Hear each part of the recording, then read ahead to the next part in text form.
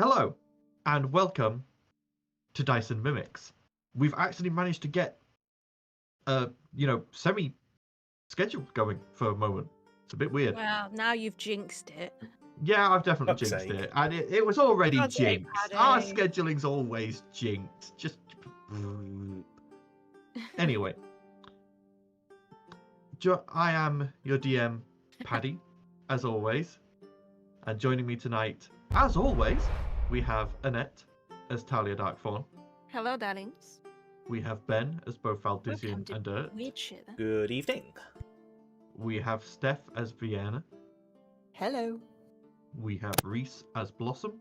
Hello. And we have Aaron as Xandal. Hello.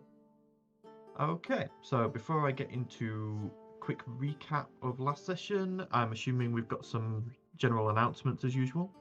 Yes, we have two. Ooh. Ooh. So we've got our standard announcement, which is just Is our... YouTube behind? Because it's still on. It's not. Let me just refresh. Ignore me. You need Carry to on. click live. No, it's fine. Yeah, it's fine. Yeah, It's fine. We're fine. All fine. We're Everything's It's fine. all good. Everything's working. Everything is awesome. As with every stream, we like to thank all of the tools and services that we use to play our D&D games and stream. So we use things like DnD Beyond for our character sheets, we use Roll20 for our maps, and we use Sirenscape for our ambiance. We also use OBS and other bits and bobs like that. But yeah, they allow us to do our stream, they allow us to play our games. So keep up the good work, keep doing the good stuff, keep the games alive. But our second announcement is kind of an ask for our audience. Over the weekend, I am going to be putting a community post on our YouTube channel. It's going to be a survey asking what social media you use. Because in the world of like everything that's going on right now, there's like 15, 20, 25 different options for us to get the message out to you when we are actually going live. We can do it through the community tab within YouTube. We do still have an X account, but we've kind of like put that to one side. So I'm going to put a load of options on the community tab.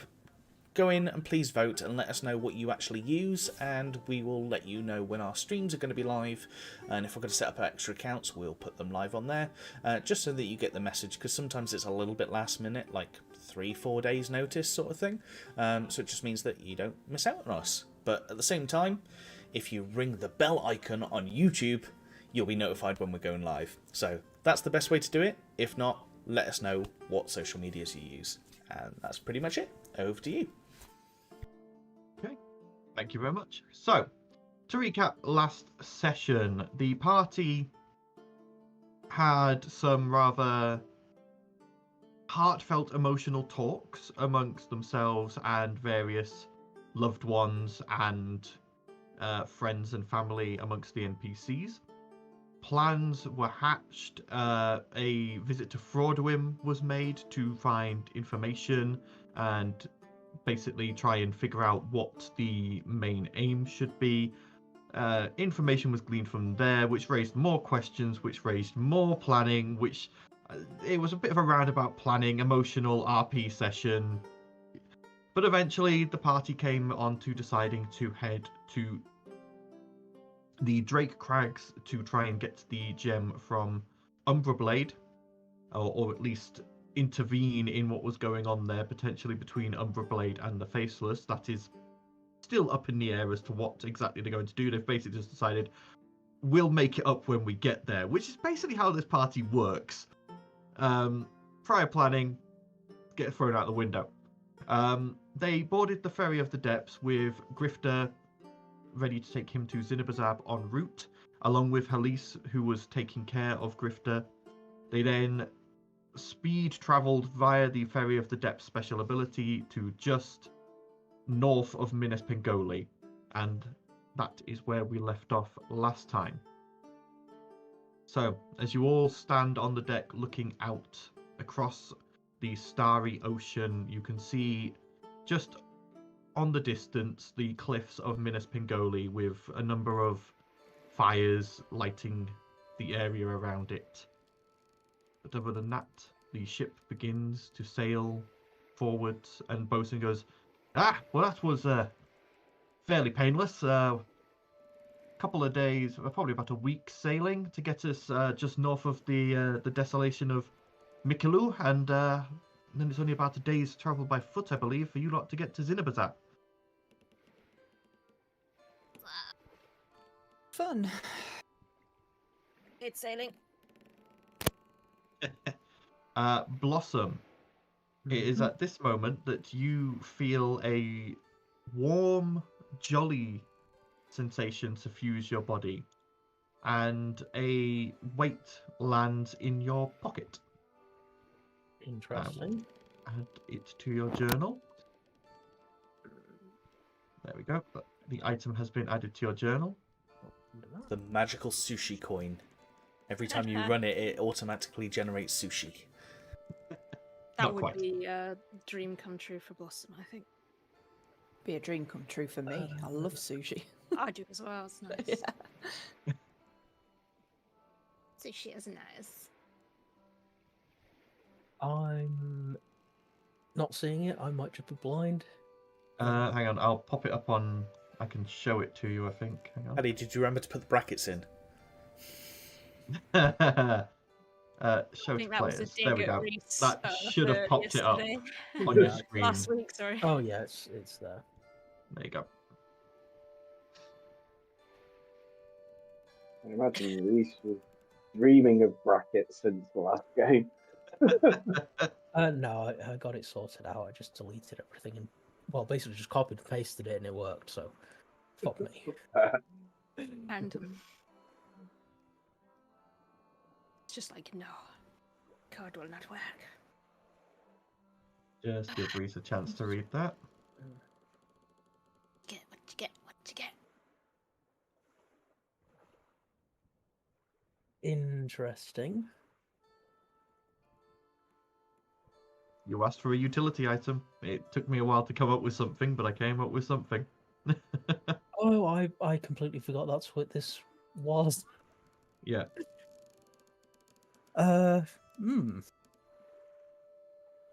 Up to you whether you want to share or keep it secret. That's entirely your prerogative. No, we'll keep it a surprise. And then Okay. I will inevitably forget about it and never use it. Seriously. After making the DM come up with it. Nice. Yeah. Much On like a- many of my cursed items. We'll find out when we remove a curse. Oh, it was so funny. The amount that fell off of you was just hilarious. On a slightly different item note, I've realised that many sessions ago, Val actually put on the amulet of bug blasting, and he's never taken it off. So has Val just been going around randomly hearing these pops and splats across the world as he's walking around? No, they don't particularly, if they're small enough, they basically just get vaporized. More than anything. It's just It's- so he's walking insect genocide then, basically. Yeah. Nice. Control. Fair one. Okay. Unfortunately, I think I deleted my list of things that includes.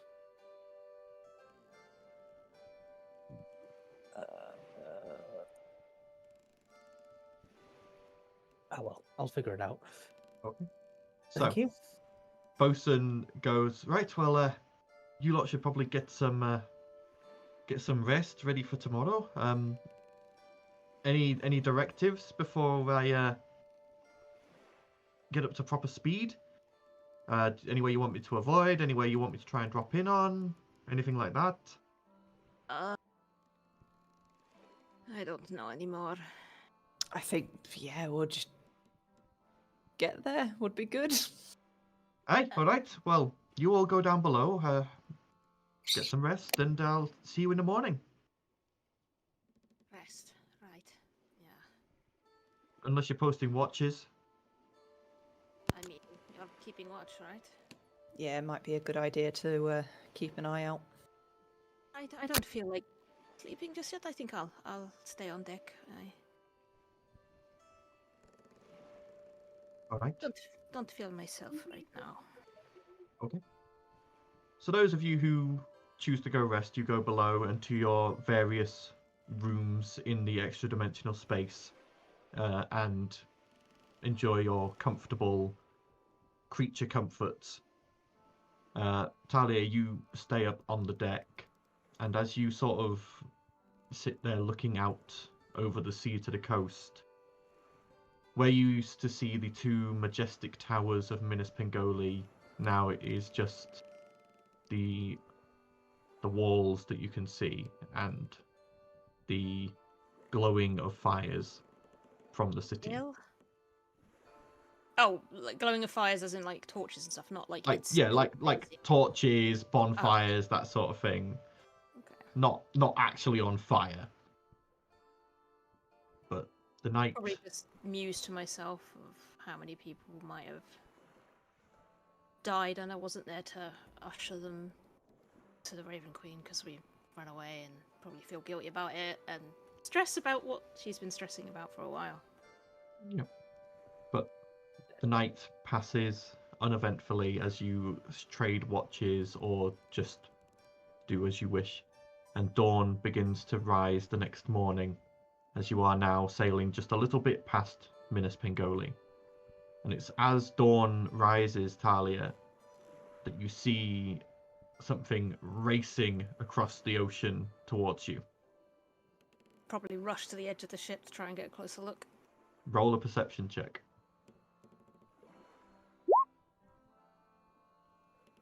21 with a nat 1, baby. Reliable talent does its work. Fuck yeah. You I have a plus 11. you sort of there. like squint your eyes against the rising sun, and you see this tiny humanoid figure, a pale blue coloring, frosty hair, A quickling? racing across the ocean, a quickling carrying what looks like a letter.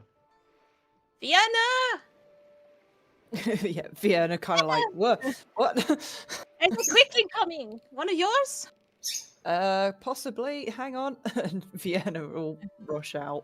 Yep, as you get to the deck, the quickling reaches the ship, runs up the side, and then comes to a vibrating stop right in front of you, Vienna. It drops to one knee and holds out the letter.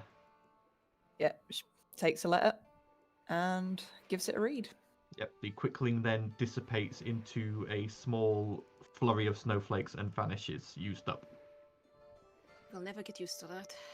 I think As I you will. turn the letter over, you see the wax seal of the Darask clan. Yeah. And as you open it up, it is from Natar, from Refalp, from the Naveen letters. Yeah. And it states, "Dear Lady Vienna, Lady Hylim, your tip of coming to Minas Pingoli was extremely beneficial. Our fortunes have never been better. Not only is this ancient technology below the city that we're being able to excavate extremely useful, the city itself is in perfect chaos for us to acquire new merchandise. Uh-oh. What with the Hobgoblin war band that is trying to move in on the city." Not them again. No fucking way. No, you can't. Both sides are willing to pay very well for prisoners from either side of the conflict, and we are making an absolute killing. As for your request about people wearing strange masks, we didn't encounter any of them recently. However, when we moved into these underground tunnels and complexes that you made us aware of, we did find evidence of people removing things before us and a discarded mask of that kind. Taking it. We will make sure to keep our eyes peeled, but other than that, that is all I have to report currently. Natar Darask. So Vienna will read that letter to herself, but she will speak up to Talia and mention about the masks. What she said about the masks. Well, we pretty much knew they had the stone, let's be honest. Hmm. We know they have 3. But this kind of gives us a clue that they are definitely working underground. They certainly like working in public with those masks. Mm. Stick out too much. So, just to clarify something, they didn't find this mask in the city. The underground part. They found this mask in Lady Ilalva's laboratory. That's where the netters, where you told them they could set up, though it blew up and has been collapsed. They have been excavating it and reopening it, and as they said, they've been getting fragments of that old technology. But they said it looks like someone had been there before them, and they found that mask there. What if they got hold of the stuff? What she did to my father? Like, did they do that to other people? That's bad. I mean... So it's not just the stones we need to worry about. If it wasn't for our luck, my father would have killed us. Mm. And there might be more of him.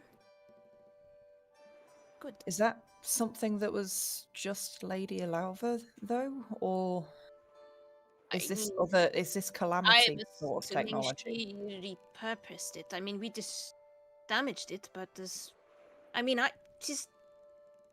Rixali, like, she's clearly in communication with the Faceless. She probably can know about pre-calamity stuff. Probably told them. If they were working together, then the Faceless probably already have this technology. They just wanted it removing before anyone else got a hold of it. Potentially. Either way, it's not good, whatever they've taken, I'm sure. Nope. Feels like we're always on the back foot with this one. I need a win, Diana. Doesn't feel like we're winning right now. No. What are we even doing? What am I doing? What we can. It's better than sitting around doing nothing. Do you think the Raven Queen regrets choosing me? Absolutely not. Oh, come on. I'm an idiot.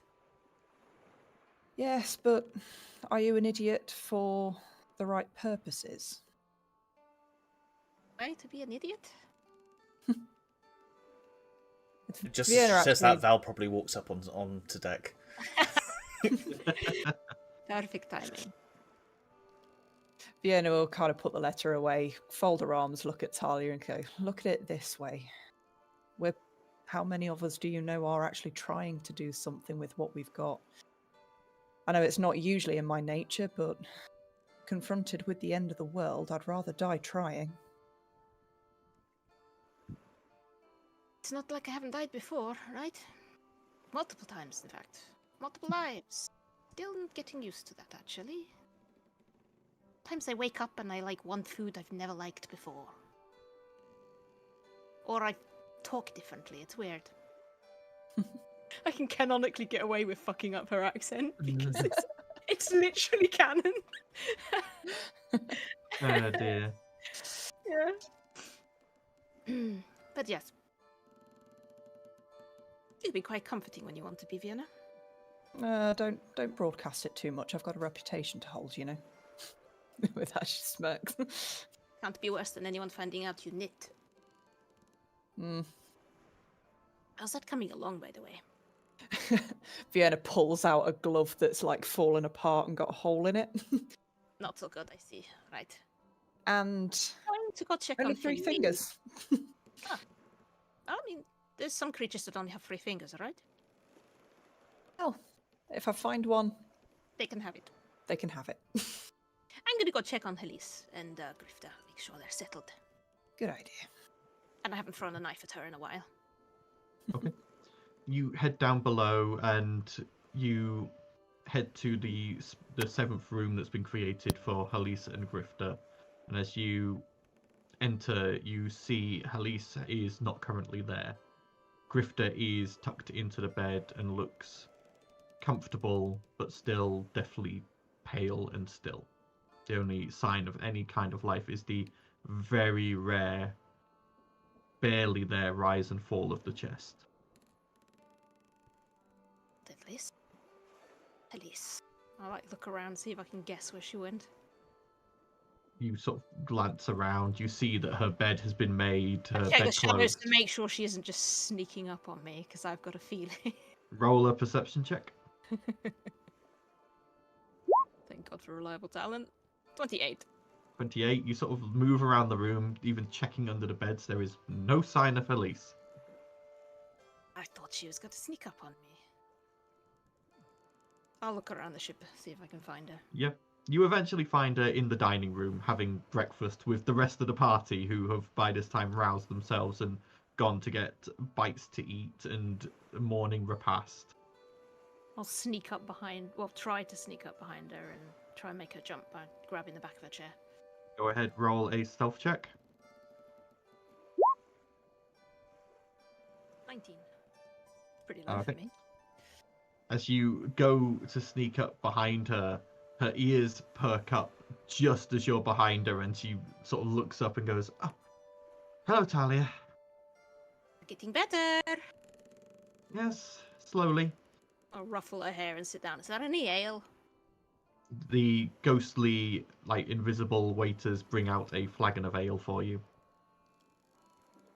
Pour myself a big glass and have a drink. Okay. Elise soon finishes her meal and then excuses herself to go back to taking care of Grifter and leaves the table. But the rest of you finish your meals and prepare for the first day's travel. I need someone to roll a d20 for me, please. Okay, Aaron's gonna do it. Yep. Here we go again. Everyone watch the DM. 12. Okay. He's desperately trying to not give anything Okay. away. Oh no, I don't like this. Any reaction is a bad reaction. What is it? Find the right description.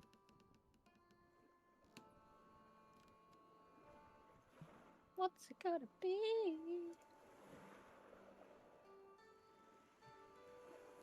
Quickly searches up Tarask. I don't think it's Not gonna quite. Be a Tarask. Yep. I mean, could we take a Tarask yet, do you think? A Tarask with floaties. I don't know if we could take a Tarask yet. I don't think we're that high enough level. Okay. So, as the ship sails onwards, you spend the day helping Bosun around the ship, and about midday, you're sort of just having a bit of a break, not really focusing too much. I need everyone to make a perception check, please. 21.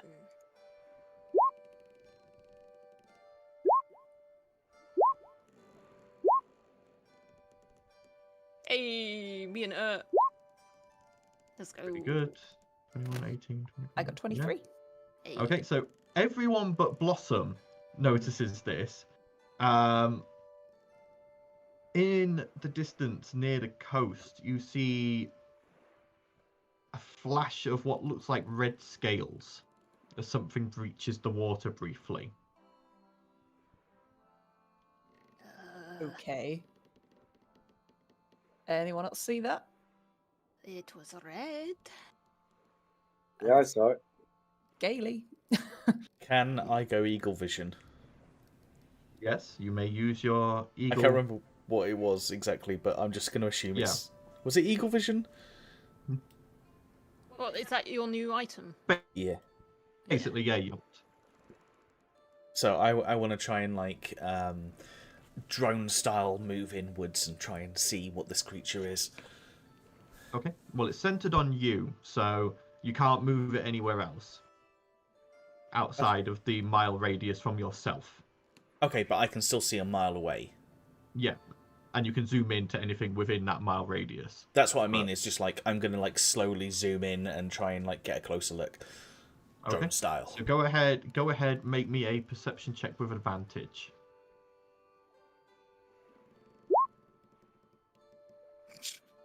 Well, that was good. Well, fortunately, because you're zooming in, the DC wasn't massively high.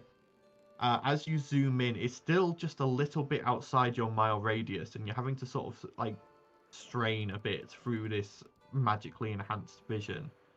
But you do see a large shadow just underneath the water, and it seems to just be sort of floating there, and then it sort of twitches and begins moving towards the ship. It's coming our way. It's huge. Who's going to say hello? I think we need to prepare ourselves. Batten down the hatches and whatnot, yes? Man the Welcome. captain. Oh, no. Bosun goes, all right, everyone get ready. And as it comes closer by, you see as breaching the waves, the top of this creature Be nice. appears. Sea dragon or Yeah. something. Hang on, I've got to... why won't you Oh. scroll, damn you? A red dragon turtle. I know, that's what I'm worried. Shit. Red eyes, black Oh. dragon. Red eyes, black dragon. Why won't... It So, for doesn't some- exist anymore. Since the DM can't summon it, it's fine. Notice the DM can't change what panel you're on because it won't scroll properly. It's a bookmark. Oh, also, I'm trying to move the bookmark, but it's on a lower bit than the bookmark. Oh, there we go. Now it does it. Right, there we go. quick question. Does one of us have a floating candle or not? No, me and Reese discussed that. Okay. I forgot what month it was. You He forgot thought what it your was birthday February. was. Yeah. No, I thought it was February. It's in fact January. So You what? That's the You- thing. You got It's your fair. own birthday? no, but I thought we were a month in the future. Oh right. Oh, what is that? You know how January takes about 700 Yeah. days? Yeah. Yeah. You see as this creature breaches the surface and I it don't want to like a- tickle its chin. It looks kind of cute. it's crocodile-like in nature, but with flippers and fish-like scales, and its beady eyes are set on the ship as it starts heading towards you. You have maybe one round before it's within initiative distance. What would you all like to do? I can cast. Wait, no. It's probably not close enough for that, is it? Let me see. How do Roll20? I mean, it's in range. I could cast darkness on it, and then we could flee. We know that it's an enemy Is yet. there an insistent ticking sound? Will I not find out? I'm assuming they're all this. Right, what's the distance in it from the ship? What's that? It says Of the it's height of the ship. The No, ship what's the distance that is from the ship? So it's about that far out. It's got a 50-foot movement speed, so it's got one round before it's at the ship. so it's within range. I can use a spell that I don't actually often use, potentially. I say I cast darkness on it so it can't see, and we move the ship really, really fast far away. I can try and How cast fast Hold can the ship Monster. go? Yeah, that could That work as too. well. Yeah. You do that, I cast darkness. Yep. Let's I give it a don't know whirl. What the fuck I sound like, but I have clearly been playing too much Dragon Age because that is not how Talia sounds. Okay. Um, So darkness takes effect automatically. Yep. And then just on him in general. What's the range of darkness? Isn't it like 60 feet. no, the radius rather. Isn't it like a 10 It is 15-foot radius. 15? So if I focus it on its face, then Yep. 15 foot of its face will be covered in okay. And darkness. then what is the saving throw on Hold Monster? 15. It's a wisdom save. Wisdom save. Okay. Yeah. So 15-foot sphere. it fails. So you watch as this creature that had been surging towards you through the waves suddenly is enshrouded in darkness, and that dark bubble just freezes in place. You're out of focus, Paddy.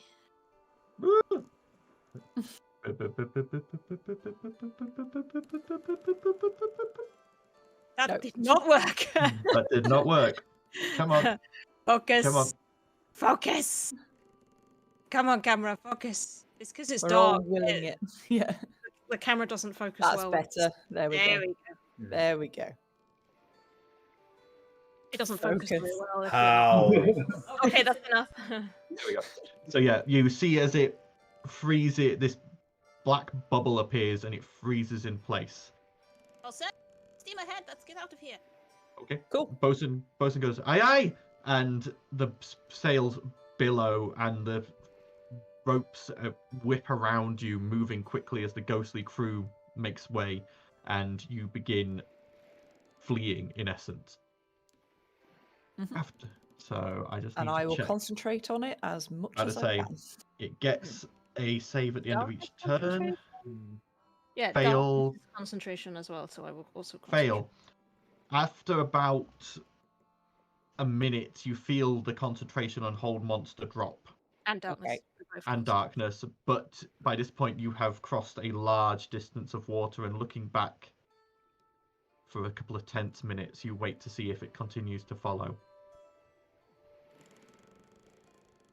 After about 15 minutes, there's been no sign of it, and you feel like you've probably managed to either outrun it or it lost interest. Did we actually do Do a some- tactical retreat for a change instead of a battle? We don't know what we're going to face when we, keep watch for the dragon, right? It's going to kill us. I stood there with my ARC in hand, like, oh. Did you have something you wanted to test, Xandor? Like Well, that shoot it. excited person who's like, oh. I had a new toy I wanted to try. I wanted to shoot it. But the rest of the day, sailing passes uneventfully, with no other signs of danger, as you spend the day helping Bosun, and you are now a day closer to your goal. As dusk begins to fall, though, you see from the coast another tiny humanoid figure running across the water at full pelt. Me again. Yeah, nah. Another one of your messages has Oh, come right. back. Yeah. And again, as it reaches the ship, it jumps on, this time carrying a black envelope. As it stops in front of you, Vienna kneels and holds it up. Take the letter. As you take it, the quickling disperses into snow and is expended. This one you turn over and you recognize the gold Highlim crest. Oh, it's from the sister. Oh, Yeah, Vienna takes a moment to open this one. She kind of takes a deep breath. pension for the Opens dramatic it with a black slowly. envelope. Oh, yes. She's all about So- style.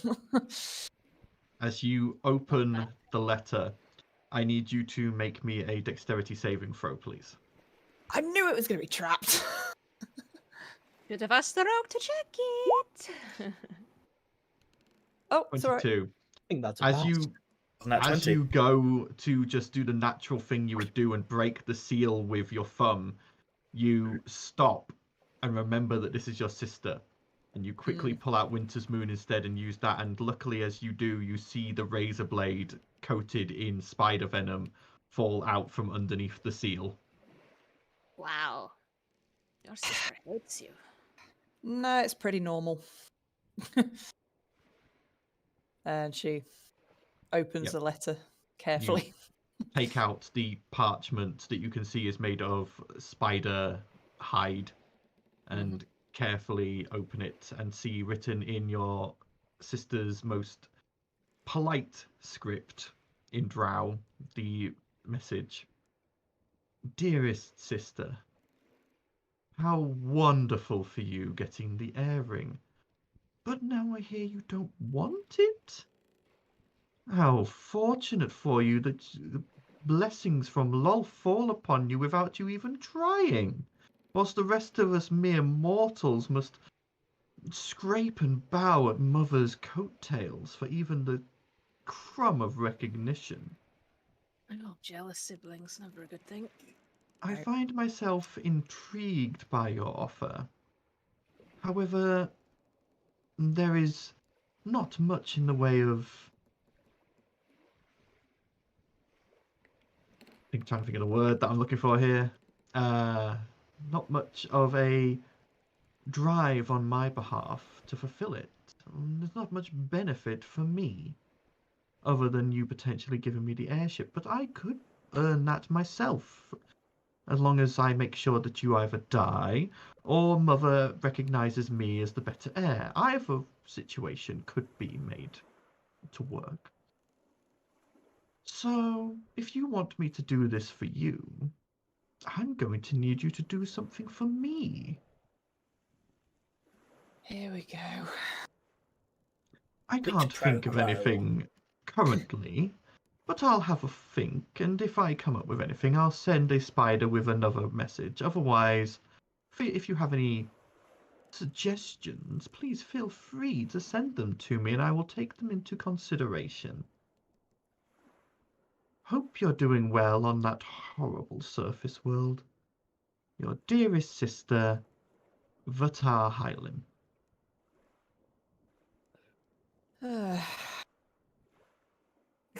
Fiona just Bad- looks up and bad says, news. believe it or not, that's actually the sister who's usually more tactful and logical. I have more Ooh. respect for her than the other one. Yeah, you know, if this had been a missive from your actual eldest sister, like that razor blade wouldn't have been a razor blade, that would have been an explosive. Yeah.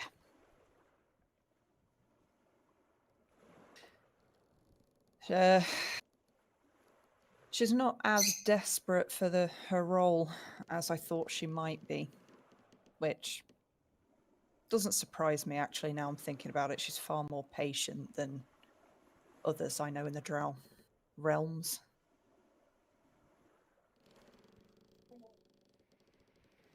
But basically, she says if I want her help, I have to do something for her. Like, It's not going to be good, whatever it is, I can imagine, but what, like kill someone or something? possibly. Oh. Do each other's hair. I say, Mm. coming Braid up her on hair. the deck. No, if braiding each other's hair is not a drow thing unless we're willing to put a knife to a throat in the process. I mean, something that's. I'm not going to finish that fort, actually. I'm going to be. Okay. Are you So- both on the deck at the moment? Probably, because I've just received a letter. But yes. Yeah. Yeah, Xandal's just wandered over there as well. You just see Val go up to like the front of the ship and yeet himself off the front of the ship. What is he doing? I'm gonna cast haste on myself. Oh, for a second, Paddy's eyes were just closed, and I was just like, "What?" Sorry, everyone froze for me for a What moment. are then. you doing? What? Val's yeeted himself off the front of the ship, and he's cast haste Okay. on himself, and he's basically flying around the entirety of the ship, and he's counting in his head seconds to see how long it would take him to go all the way around the ship whilst Okay. hasted. Okay, so go all the way around the circumference of the ship, bearing in mind it's currently moving. Yeah. I would say probably you're moving at what? You fly at 30 feet, so 60 feet around with dashing. And then hasted. Ship's about, Yeah. Ship's about 80 feet, so Hasted I'm is gonna double say movement speed. probably 4 rounds to get all the way around the ship. Should be Which would be 24 about seconds. 24 About 24 seconds. seconds. Is it 10? Every round is 10 seconds. Every round is 6 seconds. Oh, 6 seconds. Sorry. Yeah. So Val just jumps back up onto the deck and just like collapses on the deck. Yeah, as your haste wears off and you are exhausted. Fiona turns to, without looking at Talia, she just says, "Are you starting to get used to that now?" I know I am. Val doing weird shit all the time. Mhm. Yes. Should we ask him why he did that? No.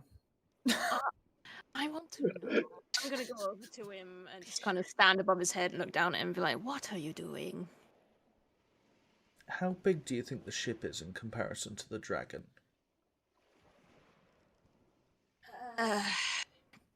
I've never come across was it ancient dragon?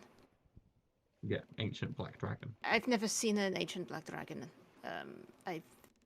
Until Frodwin and that other dragon we killed, I'd never even seen a dragon before, so I don't know. If the stories are anything to behold, probably could swallow the ship. So bigger than the ship. You I will don't know. remember you met a adult white dragon when Oh, you were yeah, yeah. doing the Yeah. How big were they? the Fey thing. The adult white dragon from nose to tail would probably been about 40 feet. How big's the ship compared to it? The adult dragon would be about half the size of the ship. It's Okay. So the an ship is ancient 80 one. ship is 80 feet in length. So would you say an ancient dragon is probably about the size of the ship? Or So because of the role Xandal and Blossom did last time about dragons, they would know that there is no upper size limit for dragons' growth. Dragons grow until... But basically, dragons grow as long as there is food available. So dragons can go months without eating. The only reason they eat is to grow. And there have been cases of dragons that had such a plentiful food supply that they grew to absolutely enormous sizes, where they could quite easily swallow ships whole. I mean, I'm pretty sure it's going to be pretty big. And I don't think it's going to let you fly around it, Zal. So I really don't understand why you did that. I'm just trying to think outside the box and spend the time we've got now to try and test things. It took me about 24 seconds to go around the ship. I mean, I'm hoping that we don't have to fight it, because we're probably going to die if we do. It's just a thought of if I can get some way of, like, I know it has some spells that allow you to go into rock. So if I could use the portal dagger and then go into rock and do another swish around, then he would be forced into rock. I'm just trying to think of... I have to do a continuous gash. Yeah, that would be 24 seconds, so that would give me 12 seconds to go into some kind of rock formation and then do the same thing again. Didn't you try this shit with the Clockwork Queen and that didn't exactly go well? I know, but what else are we meant to do? Like, we're stuck on a ship? Avoid fighting it, Val! That's what we're supposed to do. We don't fight big things like that, but bigger problems. Even so, if we can't solve the smaller problems, like, it's worth doing some out-of-box thinking now. Problem and we die to the dragon, at least we don't have to fight the faceless. Or face the end of the world. Yeah. Well, you lot might not. I'd probably get fucking brought back again and made into... I don't know. Either way, at least now I know. And if I want to drop the ship on somebody's head, at least now I know I can do that as well. I don't think Bosun would be very happy if you uprooted the ship and teleported it on someone's head. Yeah, Bosun then speaks up. I would say I'd like to stay in the ocean. I can't do anything on land yet. Oh, I Eventually, meant, like, maybe. a sea creature. But not at the moment. If we had to fight a sea Maybe. creature. What? Can the ship sprout legs? I'm not sure. I feel like I can do something eventually, but I don't know what it is yet. It's locked sort of behind, What do to make it, like, what do we do? Like a loot box system where we can lock some extras. You're doing the right sort of thing now. You're going on an adventure with me. That's kind of the point. So we just sail around until you can go on land? Pretty much.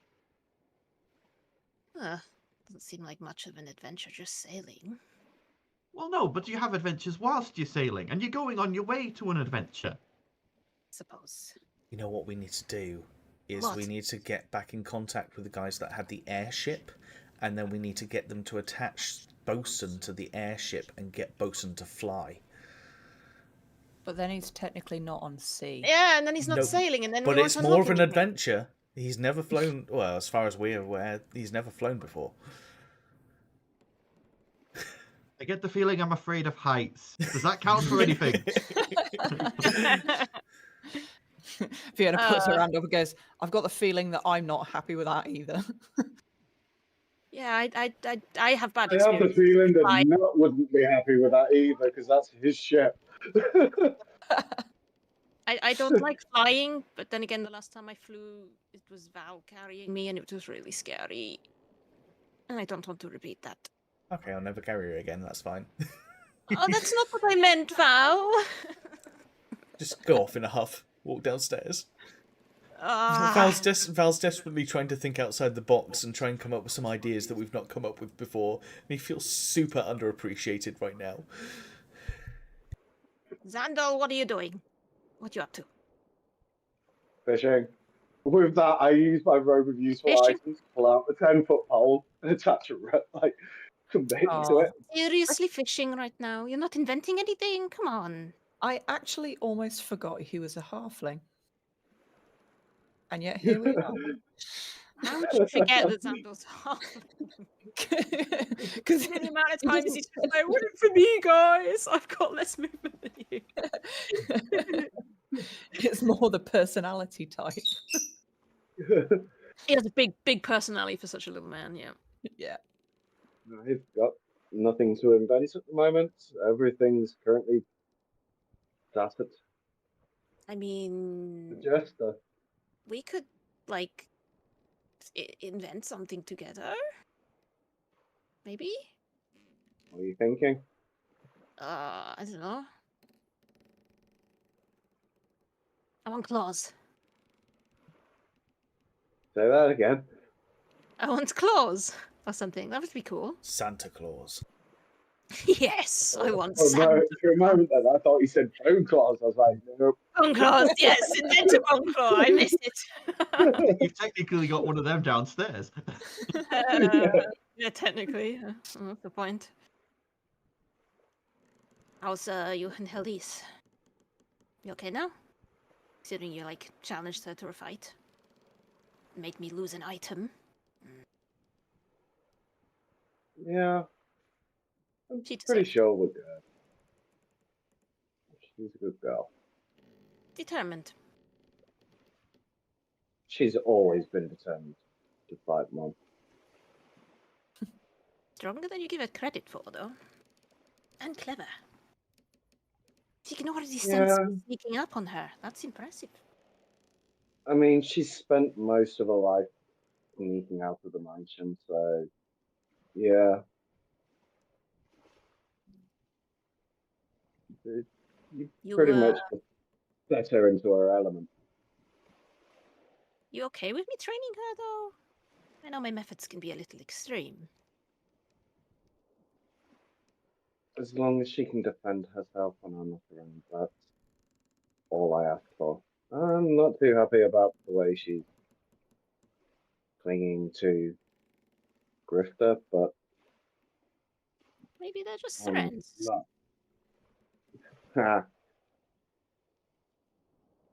I'm not. I'm awkward, but I'm not that bad. But See, they could just be friends. Like, I didn't think there was anything romantic between them. I mean, they're children. yeah, you don't know what we're like as kids. Now I kind of want to know. Like me, Elise, my brother. Well, before he. Where are you going with this sentence, my dude? No, nothing like that. Okay, good. We had a really rebellious streak that me and Elise never quite grew out of. Like, my brother, he decided that he wanted what my father was offering and joined the church and whatnot. But yeah, Elise just didn't like being restrained, and well, my mind became more free-spirited, like my mother. You never talk about your mother. What was she like? Do you remember? Every day, she's one of the best people I ever had the pleasure of knowing. Like, she's one of those people. She was always had her head in a book. She was always telling stories, and the way she spoke, you would hang on to every word. And she spoke of a faraway world where machines walked among people, and I was always entranced. Like, I suppose that's where I got my love of inventing from. I would have liked to have met her. I think you'd have liked her. I don't remember my mother that much. Don't want to meet mine. I don't want to meet any of your siblings either.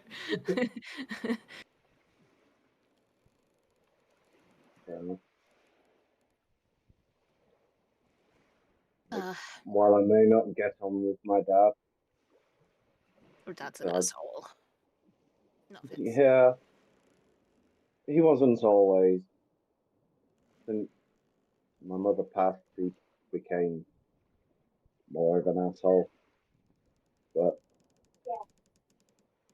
I think he's just trying. He's lost.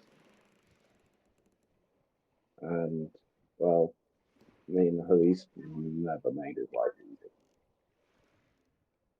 I mean, that's a kid's prerogative, isn't it? You've got to make your parents' life difficult. That's the fun of being a kid. Oh, yeah. That's where I'm going wrong. Maybe it's a little different in Drow society, Vienna. Well, it's not like I'm not trying. It's the other way around with the Drow, isn't it? You know, your parents make the kids' life hell, right? Well, yeah, pretty much. I mean, I try and do everything wrong, and somehow I end up doing everything right. How does that happen? I mean, that's pretty much this entire group. We're idiots. We just do crazy shit, and somehow it works. Every time. I mean, we beat an earth dragon with cows! It goes, it's because we do things that no one else thinks of because they think they wouldn't work, and we try it, and it turns out it does. To be fair, we do things that we don't think of. And at that point, Val comes back upstairs.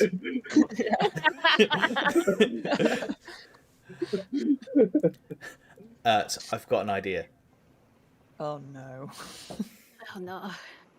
What? I need you to cast Flame Strike on me.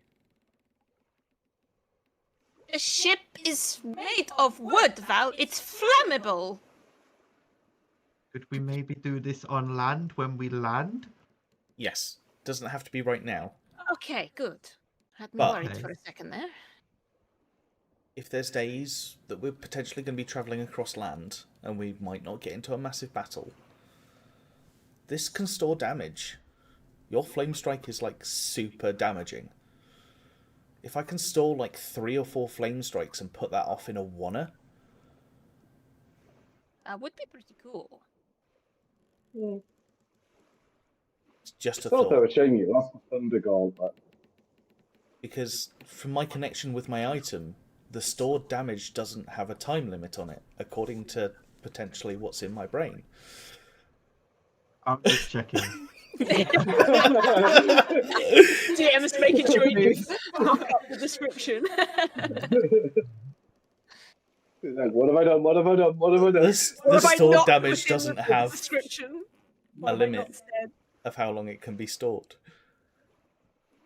So you can only store Two types of damage. two types of damage at a time. Yeah. And I'm going to make an executive ruling now. Only one attack's worth at a time. The minute you take in another attack, it deletes the old one. So I can store 2. No, you can store one flame strike, and then if you try and take in another flame strike, the previous one vanishes. But I can store 2 types of damage. So if she did Yes, you Flame can Strike store and I got somebody to do a both. lightning damage on me, for example. Flame Strike is fire and radiant, so that would be 2 types of damage. Okay. That's fair. That's a fair ruling.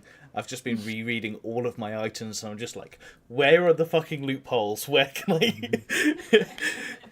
But no, that's a fair ruling. It's at this moment, Val, that you hear a voice in your head. Dron told me to message you, say we've got to Moontide, drinking and looking around. My name's Caspian, by the way, and that's where it cuts off. Okay, Caspian. Can I reply to the message? Do I know if I can reply to the message? You feel like you can reply You to can the reply to message. this message. Awesome. Glad you're having a good time. Realise I wasn't particularly descriptive about the guys with the weird face masks. Here's specifically more details of what I'm looking for, and kind of go into a bit more detail. Okay. Within the 25. Within the words 25 limit. words, yeah. Some combination of those words. Yeah. Please. Yeah. Okay. You don't get a reply back, but you feel that the message has gone through. And you do Yes. remember Dron saying he had a wizard friend he may take with him.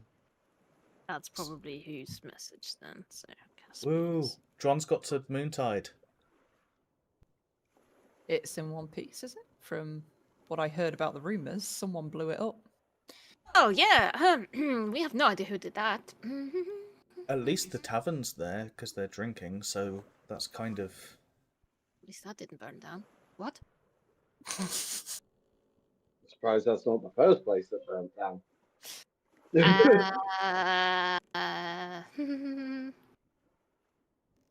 So, is there So a about that story fire you'd spell. like to share? We don't talk about Moontide.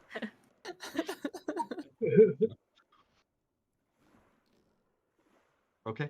So you all go down below, have a hearty dinner, and then go to your respective rests and watches. The night passes without issue. And for the next day of travel, I need someone to roll me a d20. We'll do it. D20, yes? Yes, d20, please. 12. We Had had that 12 one. last time, so please Roll re-roll. again. Yeah. TikTok's Hello. already on us. Like 12, and 12, and 12. And 12. I was half expecting to roll 12 again. Okay. We're all stood on deck going, can Huh? someone hear ticking? So, Dinosaurs about today. as you move further towards your destination, you spend the morning helping Bosun sail the ship. And then as you can now begin to see a coastline in the distance. However, at about midday, that coastline becomes blotted out by thick black clouds. Oh, that doesn't look good. Wilson, is it a storm? Bosun sort of looks up and goes, "Aye, that'd be that's one hell of a storm." And as you watch, We you should see avoid? these clouds moving towards you and hurricanes beginning to form beneath the clouds. Bosun goes, "Okay, quick decision. I can either stop the ship entirely and we can try and weather this, or I can take us a day out the way and we can maybe go around it. It's up to you guys. Make your choice now." Does it look natural? Go around. If not, Go then around. in fact, Stay out either the way. way. Yeah, I think go around. Stay out the way. Go around. Stay out of the way. Right, we're going round, and he I veers I off. can imagine Blossom's found like my makeshift fishing rod. It's just sat there like, I do not want to get wet. Blossom doesn't like getting wet. Bosun quickly steers back out into the open ocean and begins moving. And as the day goes on, those dark clouds do draw closer, and there is a few squalls of rain that pass over the ship. But you do manage to evade that hurling, twisting storm with hurricanes in the center. But it has delayed you by a day. I imagine while we're hunkered down, since Talia wanted to create new claws. We're probably both of us are sat in the workshop, like making a design between us. Yeah. So again, you're not hunkered down for this. You've just like detoured around it. But yeah, you're easily able to go and begin drawing up designs and schematics for these new claws. Brilliant. I'm just doing this as a child because she just wants to hang out with Sandal. She doesn't know how to relate because they're not inventing something. So she's just trying to make like idle conversation because she's trying to keep herself distracted. Yeah. Meanwhile, Vienna's actually she's going to use her magic See how long it takes him to crochet notice. hook, and she's actually going to try and create a little spider to see actually what it's capable of. Okay. doing. So how detailed of a spider are you making? Are you just making it with legs and eyes, or are you trying to give it like a mouth? I'm going to give it a little little eyes and like a little smile. It's a very basic. Yeah. Okay. spider. So go ahead. Got a Roll little me smile. a performance check.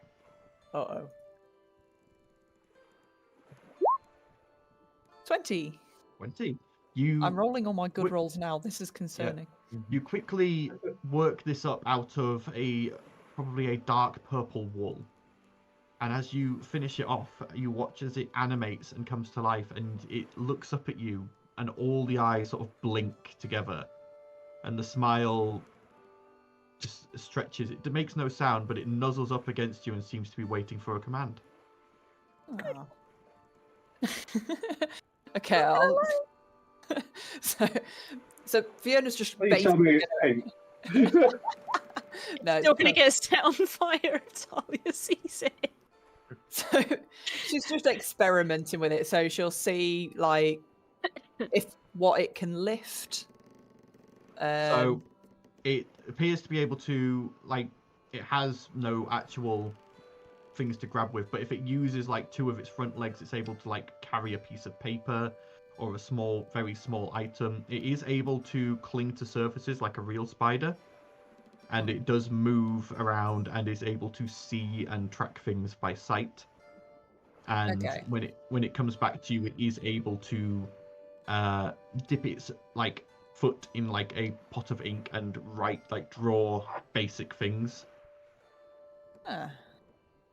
You can see a little scritch. It just sort of, again, it makes no noise. It just sort of like moves into your finger happily. I need to draw this. This is too cute. Yeah. I'm drawing a cute little wool spider. Little spider. Little spider. It's like I'm sure there used to be a cartoon once of like the Incy Wincy spider, and it's just literally like a black splodge with a little smiley face. Well, on like- it. Yes. That's Yeah. pretty much what it I is. remember this. Yeah. Spider in the bath, wasn't it? Spider I in the think bath. so. Yeah. Yeah. Or in the sink or something. Yeah. Yeah.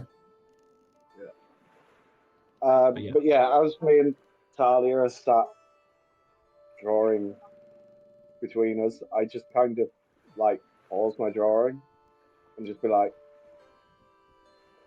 "Are you as scared as I am?" I'm terrified. I don't think I've ever been so nervous in my whole life about it. I've never had something to lose before. Someone to lose. Yeah, I know that feeling.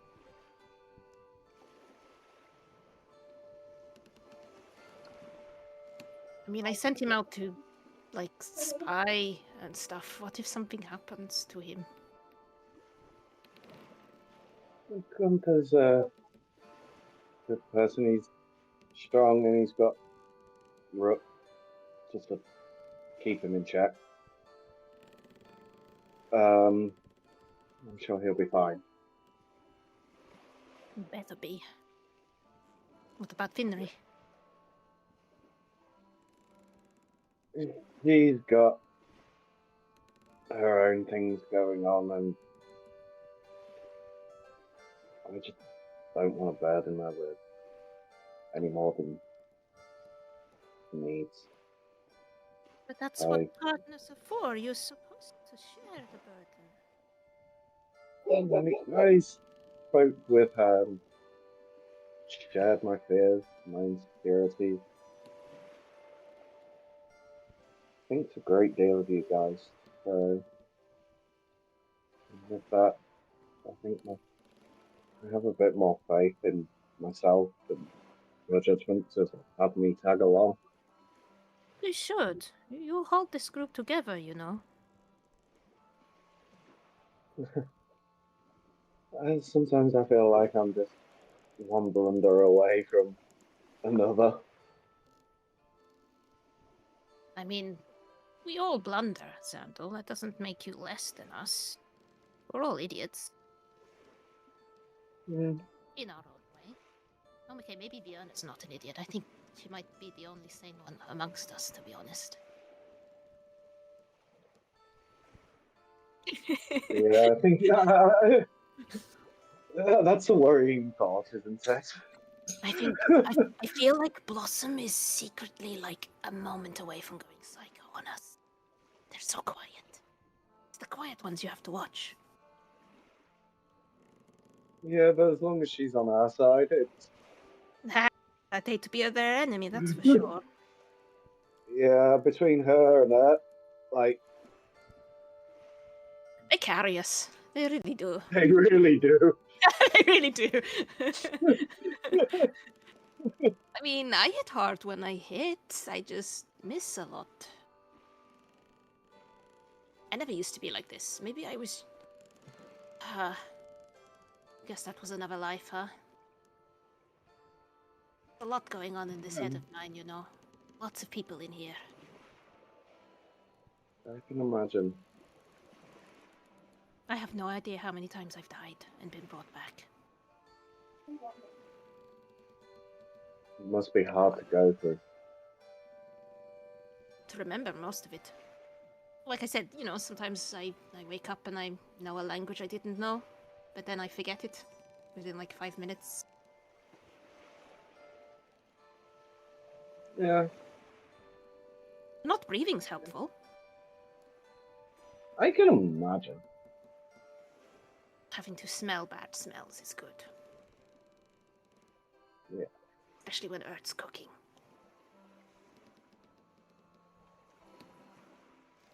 Yeah, I remember her last attempt at cooking on here. It was overly sweet. She puts candy in everything. It doesn't matter how many times I explain to her, like you know, sometimes sugar in a curry is good, but not a whole bag. Yeah.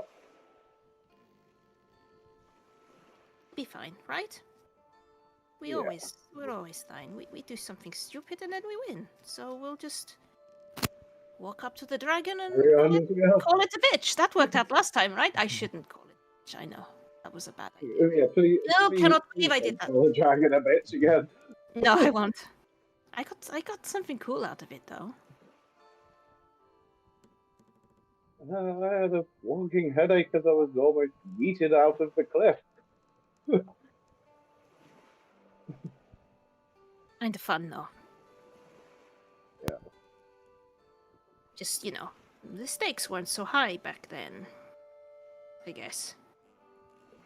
At some point, the little spider's gonna walk in between Xandal and Talia. I was just gonna scream, fall back from her seat, land on her ass, and be like, "What the fuck is that?" No! Fiona pops her head round the door. Ah. Fiona! She just kind of scrambles from her seat and starts chasing. Oh dear. You little bitch, come here! I can imagine as like the heart to heart just sort of like gets completely disrupted. I'm just kind of left sat there with a half-drawn thought as Talia's now chasing Vienna. I won't say how long that spider might have been sat there in between them. I just didn't notice. As you're sat there, Xandal, Haka comes over and gently picks up the little woolen spider and just walks off talking to it, going, "Yes, I know. My master's stupid too. I'm glad there is another construct that can relate to me." They communicate! No! I can imagine everyone sat there like, oh, he's made a friend. He hates you now. No, Haggard secretly hated you. He just couldn't tell you because he couldn't talk. He Anyway. was a good boy. The evening again passes uneventfully. The next morning, Xandal, you awake to a despondent hacker holding a small ceremony over a unraveled bundle of purple wool. As the animation on the wool only lasts 24 hours. Can I just say that Sorry Val for your didn't... loss, Maka. You go on. What's up? Fiona notices this and she's like, do I need to knit something every 24 hours? Oh, is it like when I see when your kid's hamster dies and you just replace it and hope they don't notice? Yeah, that's what I'm thinking. Just living in constant fear. When was the last time I knitted a spider? He can never know it died. I was just going to say, Val didn't go to dinner that night, and he hasn't come to breakfast. He's in his room. Okay. So, for this day, who wants to roll the d20? I can. Yep. Go for it. 3. 3. Okay. Alright. So, you all spend the morning not seeing Val, but you go up and begin helping Bosun Oh, it's sail that the time. ship. Oh, No, he's back. he's fine. Sorry. But you seem to make good progress. Nothing seems to happen during the day. Anyone seen Val? I was just wondering the same thing. You don't think he's seasick? Should we check? Maybe that fly around the boat did him. I'm going to go check. Hmm. I'll go try and see whether I can find him. Like You call go out below. to him. Val, where are you? Went to dinner. Val. See you up to, you little shit. I'll go to his room. You Knock, go to knock. his room. Is your door unlocked, Val? My door is unlocked, but I don't answer. Kinda open the door slightly, but look up at the door jamb. Anything up there? There's nothing No up there. buckets. No buckets of water or anything. Val? What you see when you walk into Val's room is Val on his bed, kind of curled into a bit of a ball. And you see every single one of Val's items in different places on the floor, and sheets of paper where he's trying to work out how to So like combine red strings. strings. between- But not only that, you see the portal dagger on the floor next to the alpaca that he spawned, and you kind of assume that he tried to do something with the portal dagger and the alpaca. There's an alpaca walking around his room. There's the stuff from the alpaca bag all in his room, and his room is an absolute mess. Val, what are you doing? Have you been up all night? I'm trying to work out how I can be useful. You are useful. You have wings. You're a dragon. You breathe thunder. I'm a And you have a paladin. shovel. I'm a paladin that can no longer get into proper combat. What do you mean? You I get can't into take combat? damage anymore. You can. No, It's I not- can't. It's not stabby kind. You can take magic damage. Oh, yeah. Just hang back like I do. Oh, and do what? Throw my shovel at people? Breathe thunder on them. Which I can do once? Help your teammates be stronger. Give them shields or something. I don't know what the paladins do. I'm not a paladin. I'm a rogue. Everything I know about, like, my training and everything is, go in and try and hit as hard as you can and take out the enemy and try and get in close so that, you know, you can protect the people around you. I can't do that with this anymore. I've got to come up with another way to be useful, and... You are useful. just feels like this is stopping me. I barely hit anything. Am I useless? No, but you could basically go invisible, Talia. If you want to sneak, nobody would ever find you. I've got fucking wings. I'm meant to be able to fly in and hit things, and I can't. I can't really do that anymore. And if we're gonna face the end of the fucking world, like, I've got to find a way of combining this with this, or... Shield's changing all the time. Maybe it will get better. You still have the spell I cast on your shovel, don't you? Are you there? Did you come with me? Yeah. Ah, okay. I don't remember what spell you cast, to be fair. It was Blink. Oh yeah, blink. Yeah. Even so, it's like... the damage you would take from a smack round the head, I would take double. And yes, I'm quite hearty and can take a lot of damage, but that's all I can do. That's all I feel I can do at the moment, and I'm just... Go after the spellcasters. I mean, it's common tactics, right? In combat, you assess the situation. Who is buffing who? Kill the fuckers that are buffing. They're normally the squishiest, so they die the quickest. Go for the weakest targets and work your way to the hardest. Help your teammates. Stop trying to do everything on your own and work with us. Team up with people. I don't know, throw me across the battlefield or something, and I'll do the hitting or something. Maybe don't do that. I have an idea. Oh, I was hoping you as the halfling would go, toss me. You got to have to Toss me. Don't tell the elf. Somewhere in Maham, Finry's bullshit senses go off. I tend to come up with like wacky and weird ideas, and yes, they end up half the time getting me killed, but at the same time, half the time they kill the enemy, so it's like a 50-50 toss-up. Now I feel like I'm... If you ever hit anything, so the same. We all have our weaknesses. I have an idea.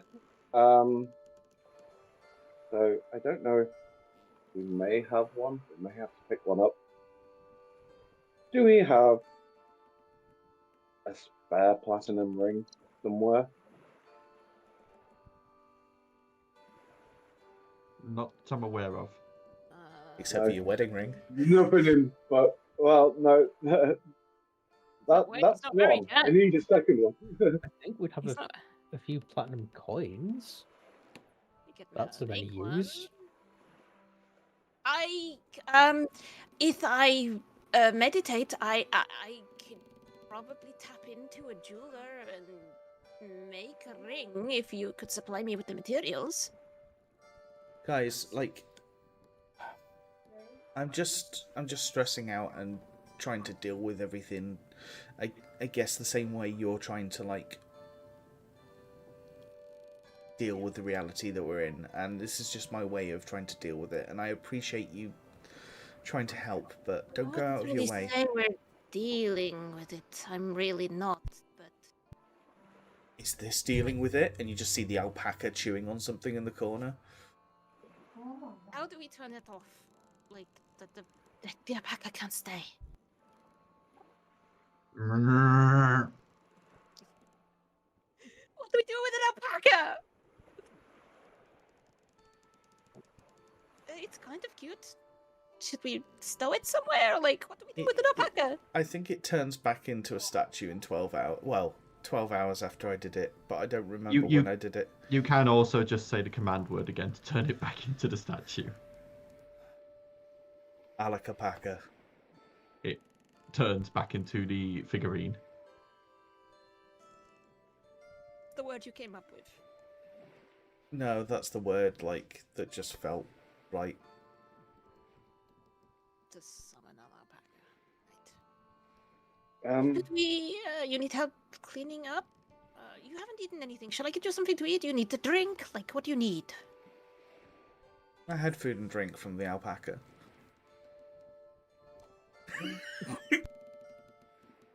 I am going to walk away and just slowly back out of the room. I cannot deal with this right now. One of the I need patches. chocolate. One of the pouches of the alpaca gives you everything you need to set up a full camp and have food and drink for an evening. Cool. I need chocolate. Ert, where are you? What? Do you have any chocolate? Of course. Silly question. White, milk, dark, rainbow. Rainbow sounds fun. Okay, Really each bit's a chocolate. different flavour. Oh, okay. Like, you know, like what? Like the orange is like orange flavoured chocolate. The green is mint flavoured chocolate. The red is strawberry flavoured. What, spicy? I suppose. I think I've got some chili Taste the chocolate rainbow. somewhere. You go and enjoy chocolate with Ert. Okay. Val's just The rest of he this- ends up like gathering up all his stuff. I think Xandal's still there, but Yeah. Yeah. Talia's walked off. She weirded her out with the alpaca. She didn't stay long enough for you to explain. Yeah. So she probably thinks he Yeah.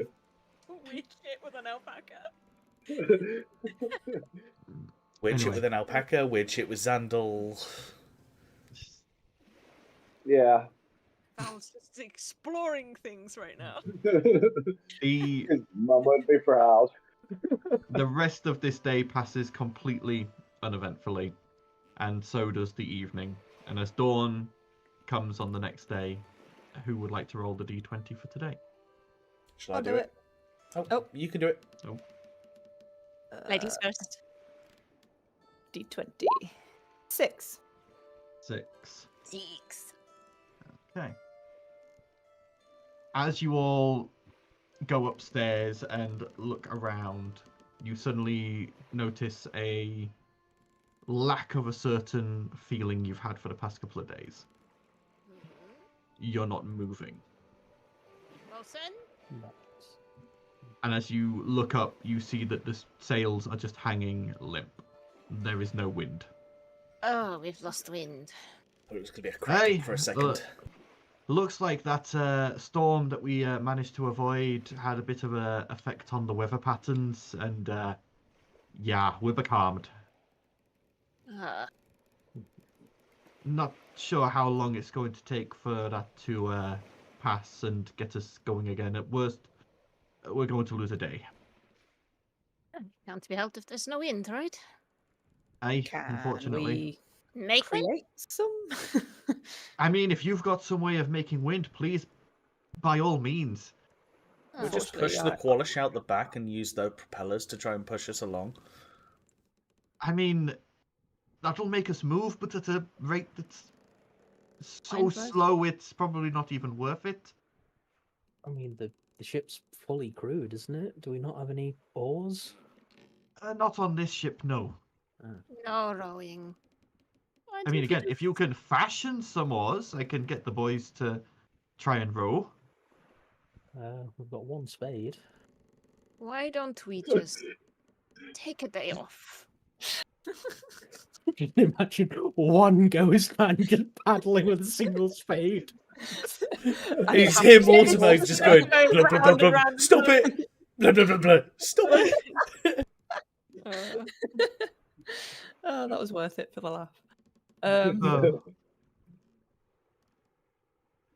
But yeah, you guys take the day off, enjoying the pleasant weather. And it's now that you realise, as you've come this far westward, you sort of expected it to be about the same sort of temperate climate as Maham.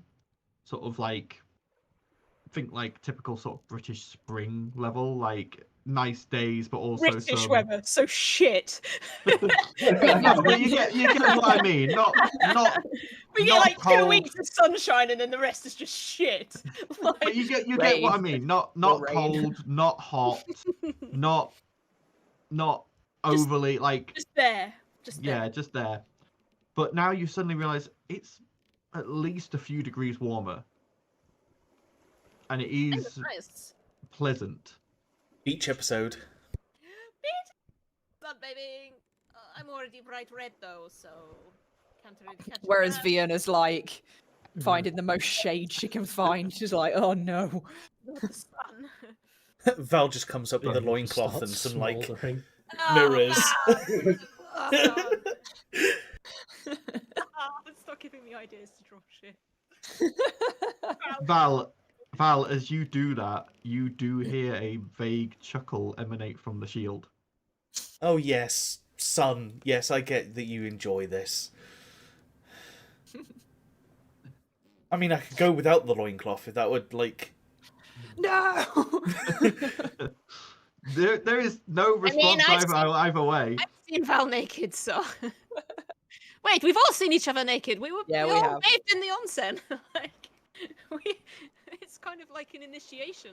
Elise, who has come onto the deck to get some sun, goes, "Please don't. I really don't need to see any of that." It's. She'll like kind of go up and like whisper in her ear. It's actually quite big. Actually, it's not, is it? He blushes a bright crimson and just turns around and heads back inside. And they're like multiple portraits of us that are nude within the Jigging Jester as well. Tastefully nude. Tasteful nudes. Well, I wouldn't say Thalia's was very tasteful. But... done in such a way that it suggests but doesn't show. Yeah. I think as Elise has just been wandering around the ship, she has an owl perched on her shoulder at all times. Fair enough. And just You- occasionally a raven just swoops down and attacks it and then flies off. Because our summons are enemies because yours is celestial and mine's demonic. Meanwhile, Vienna's sat there like bored, like doing little prestidigitations to blow some air into the sail to try and get it moving. It's like it's not working. I mean, I've got Armatae. Does that do like wind stuff? Let me Not see. enough to get a ship to move. No. I just meant more just to play along, not really expecting it to do anything. See, I could do shit too. Look. Meanwhile, Xandal's nowhere near to be seen. He's been given a new project from Thalia, so he's now designing these claws. No. You occasionally, Xandal, you hear Hazlick chip in. Maybe if you made them retractable, it would allow her to still use lockpicks at the same time. Are we going for one for each finger, or are we going just on the back of the hands? Are we One going? for each finger. One for each Are we finger. going agile or robust? That's a lot of choices here. I think, Indeed. You should probably ask me. given, oh no, we're an inventive process now. Given Oh, the no. fact that Val lost the Thunder Gauntlet, we need something that's strapped to his wrist, to her wrist. I've still not forgiven the Thunder Gauntlet. It cost so much money to make it. It got. No, I don't It want was them- nothing to do with me. Like I could have fudged I the know. roll, but like I don't want I no know. Wolverine claw crap. Like gloves. No, this is Quality gloves. Oh. this is pretty much just to prevent it from being pulled from your hand. Oh, okay. But we could potentially make each claw autonomous so that she can work. No. I It need looks- to be able to take them. I need the claws not to be thinking on their own. Like, oh god, No, AI. no, like certain things like that you like. move each one individually. Is what I'm trying to say. oh, not that each one has Rather like an than- AI you, in can move them. you can move your No, fingers no. individually. What are you making? Yeah. Claws, just like claws, like a cat. Fucking A. Anyway, you and Haslick spend the day brainstorming. The rest of you enjoy a day in the sun. Do you want to play a game? Okay, what game? Okay. It's adapted from something called Bogies, but I'm calling it Alpacas. So, I'm going to put the alpaca statue by Vienna. And we're going to be across the other side of the ship. And we start out whispering really, really quietly the word. And then we're going to have to see how loud we've got to get it so that the alpaca statue actually does what it needs to do. Okay. This is not going to be. So roll me a stealth check to try and get this figurine. I'm not trying to be stealthy. I'm not trying to be stealthy. I'm just going to put it down next to her. Vienna's just going to look, just like she's suspicious, automatically. Okay. So You'll probably just look across the deck, look at it, raise an eyebrow, look at Val. Yeah. Okay, so you would move across the deck. So each round we go a little bit louder and we go a little bit closer. So I'll go first. Alpaca. Nothing happens. Then goes Alpaca. Nothing happens. Okay, we'll move like a meter closer. Careful with that word because it sounds very close to something that could get us cancelled. Just saying. Nothing happens. It goes Alpaca, and as she says that, Vienna, a purple alpaca just appears next to you. Her automatic reaction is she's coming up fists blazing, so she throws a punch. You go to throw a punch, and the alpaca spits in your face. It's just rolling around on her back, laughing her ass off. She's like swearing in Drowish now. She's like.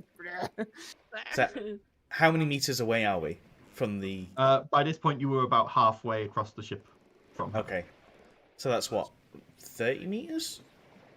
Probably about 10 meters. 10 meters. Okay.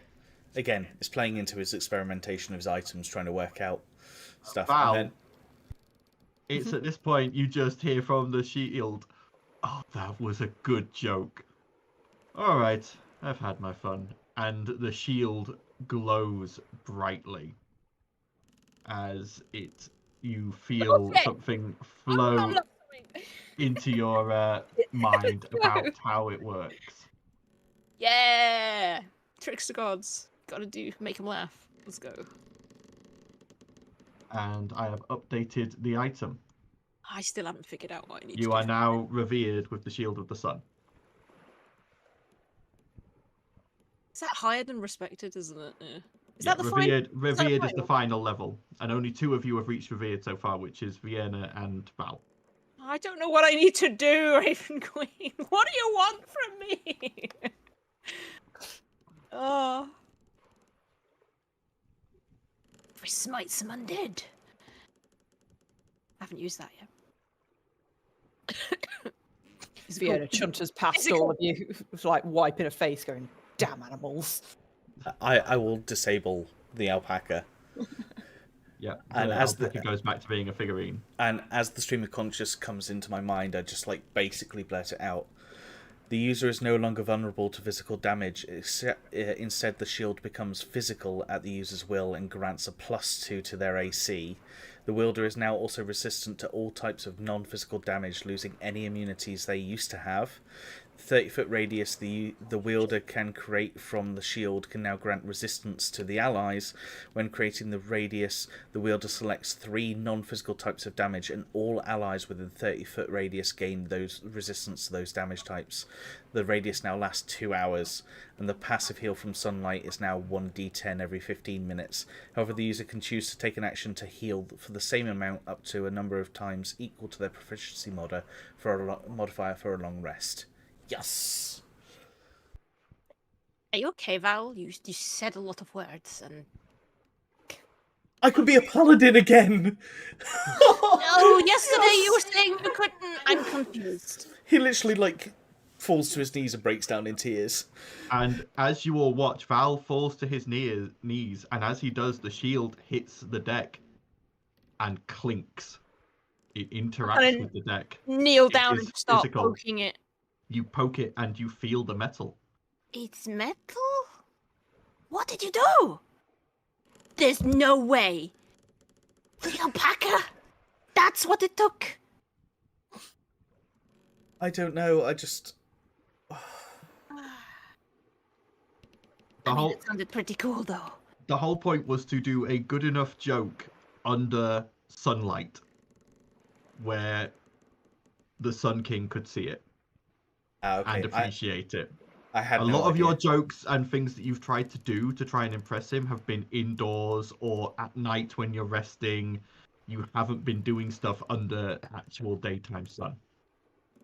In fairness, what I just did was just trying to test the limits of another item. It wasn't even and meant to be. that's why it was even more funny. It's just like, for him, it was like, yeah, that's absolutely fucking hilarious.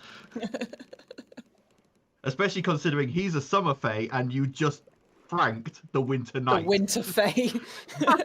Yeah. Didn't even consider that, to be fair. You should really apologize to Fiona. I think you pissed her off. Fiona's always pissed off, it's fine. Vienna is now busily crocheting hundreds of tiny spiders to leave in Val's room. I'll find a way of making it up to Vienna later. Not like that, no! Not like that!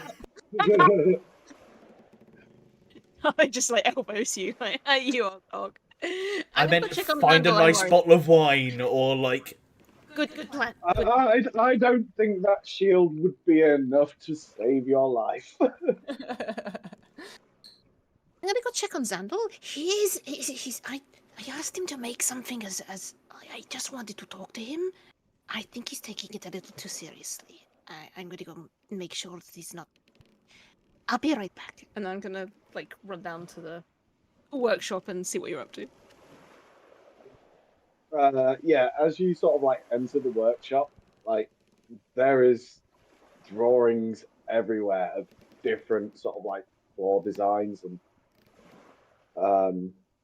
yeah, me and Hasmick have been hard at work. I'm just gonna pick up some of them and look at it, and I'm like, I was just thinking more like, you know, gloves with points on the end that I could just claw someone in the face with. I wasn't thinking like retractable. What's with this wrist attachment? What are you doing? Well, They need to be removable. I don't want to claw myself, if you know what I mean. No, they're going to be removable. Just... no one's going to be able to take it from you. I mean, they could try.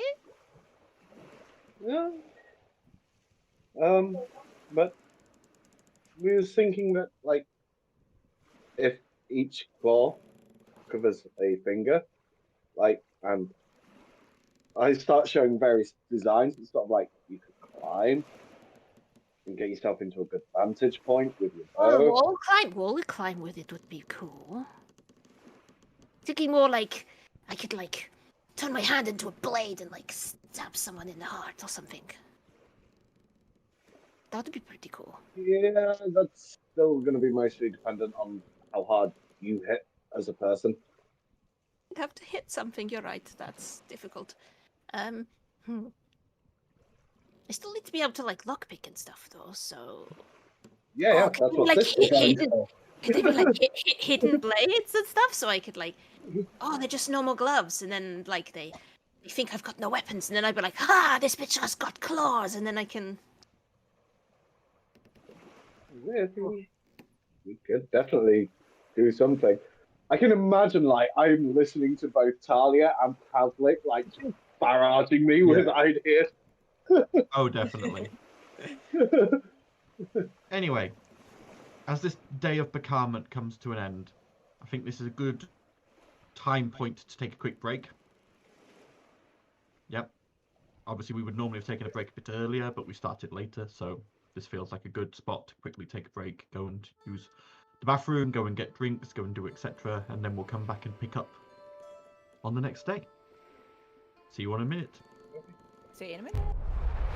And we're back. Hope you all got drinks, snacks, went and visited the facilities, etc., because buckle in, we're going late, or as late as people can handle. So, as dawn comes on the next day, probably with Val having spent all night giggling at his shield, who would like to roll the d20 for today? I think I'm the next D20. Okay, go ahead and roll for me. 19. Okay. Pretty far down the table. I don't like that smack. I Okay. feel like he does it on purpose, to be fair. All right. As Bosun brings the ship further northwards towards your destination,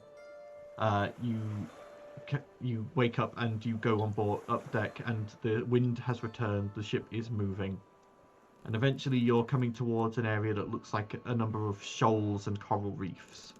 And as Bosun begins to carefully maneuver amongst them, I need everyone to make perception checks for me. Gee. Nice. Yeah. Just remember, I have. Okay. So Vienna, Talia, and Blossom, you would be the ones to notice this. As you see, you see like some of the coral nearby is going to cause you to go through sort of shallower water. The ship will still float through it, but it's going to be very close to touching the bottom. And as you enter this sort of tract of shallow water, you do see movement among the seabed, as something seems to be unearthing itself from the sand and coral. Oh, I hope 5 that's- somethings. Uh-oh. How big? Hang on. Big. When you say how big, and then he's just like, let me give you a visual. Fuck.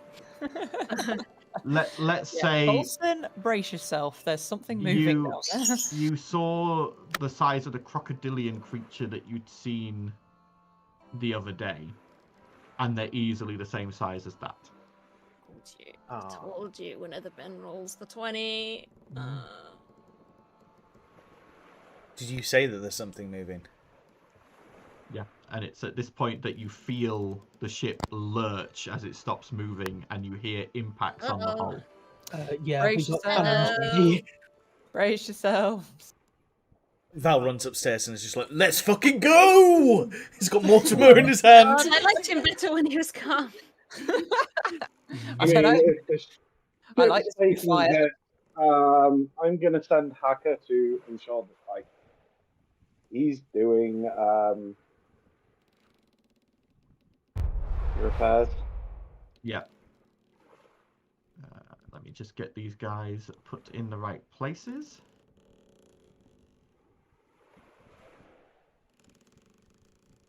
But Emily will be with me. I can't. I need to redo the boat. Don't I?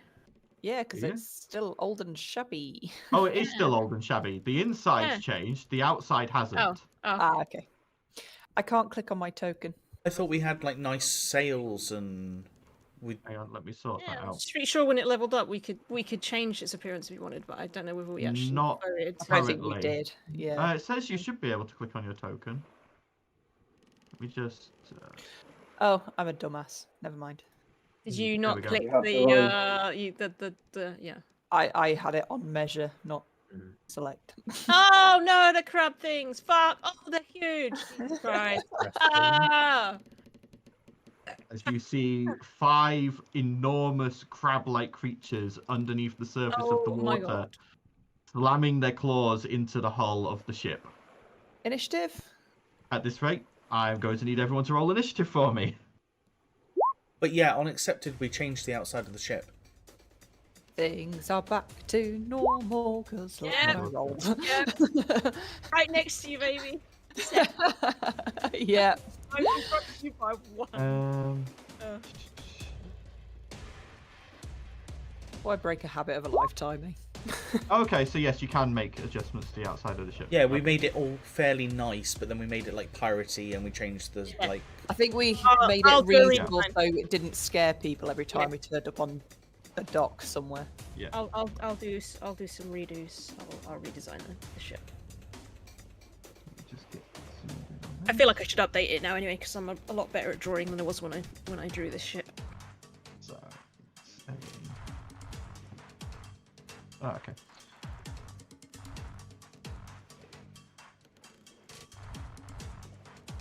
Okay.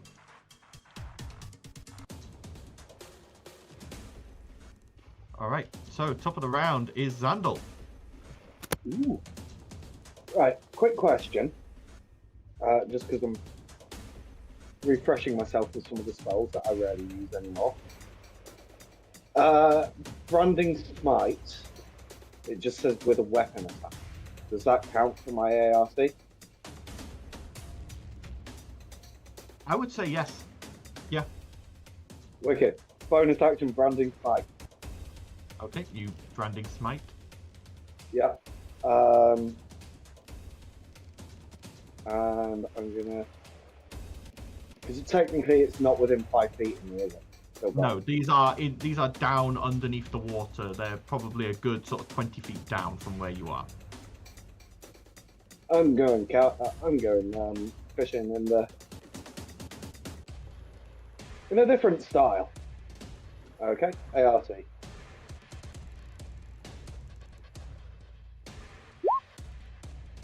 $21. 21 hits. Ooh. Okay. What's the arc?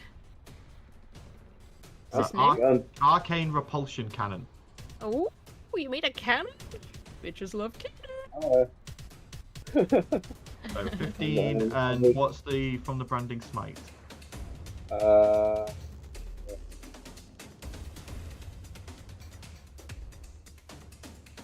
That's another 7. And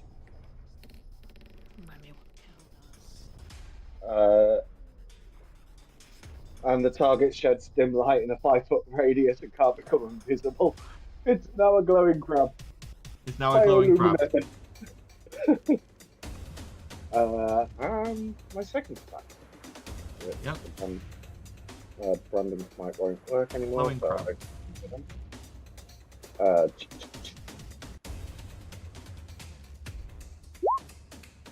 That's 23.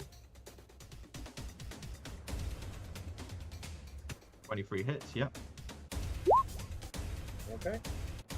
Oh, wait, I misread See Fate this whole time? Holy shit, okay, that's actually better. 11 piercing damage, okay. I misread the second part of it. When Enemy disadvantage at the same time. Sick. Okay. Yeah. But my turn. Okay.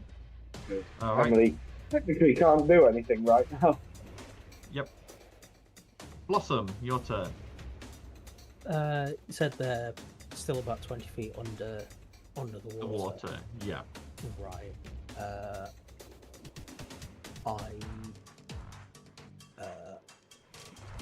Oh yeah, I'll activate one of my rights, I suppose.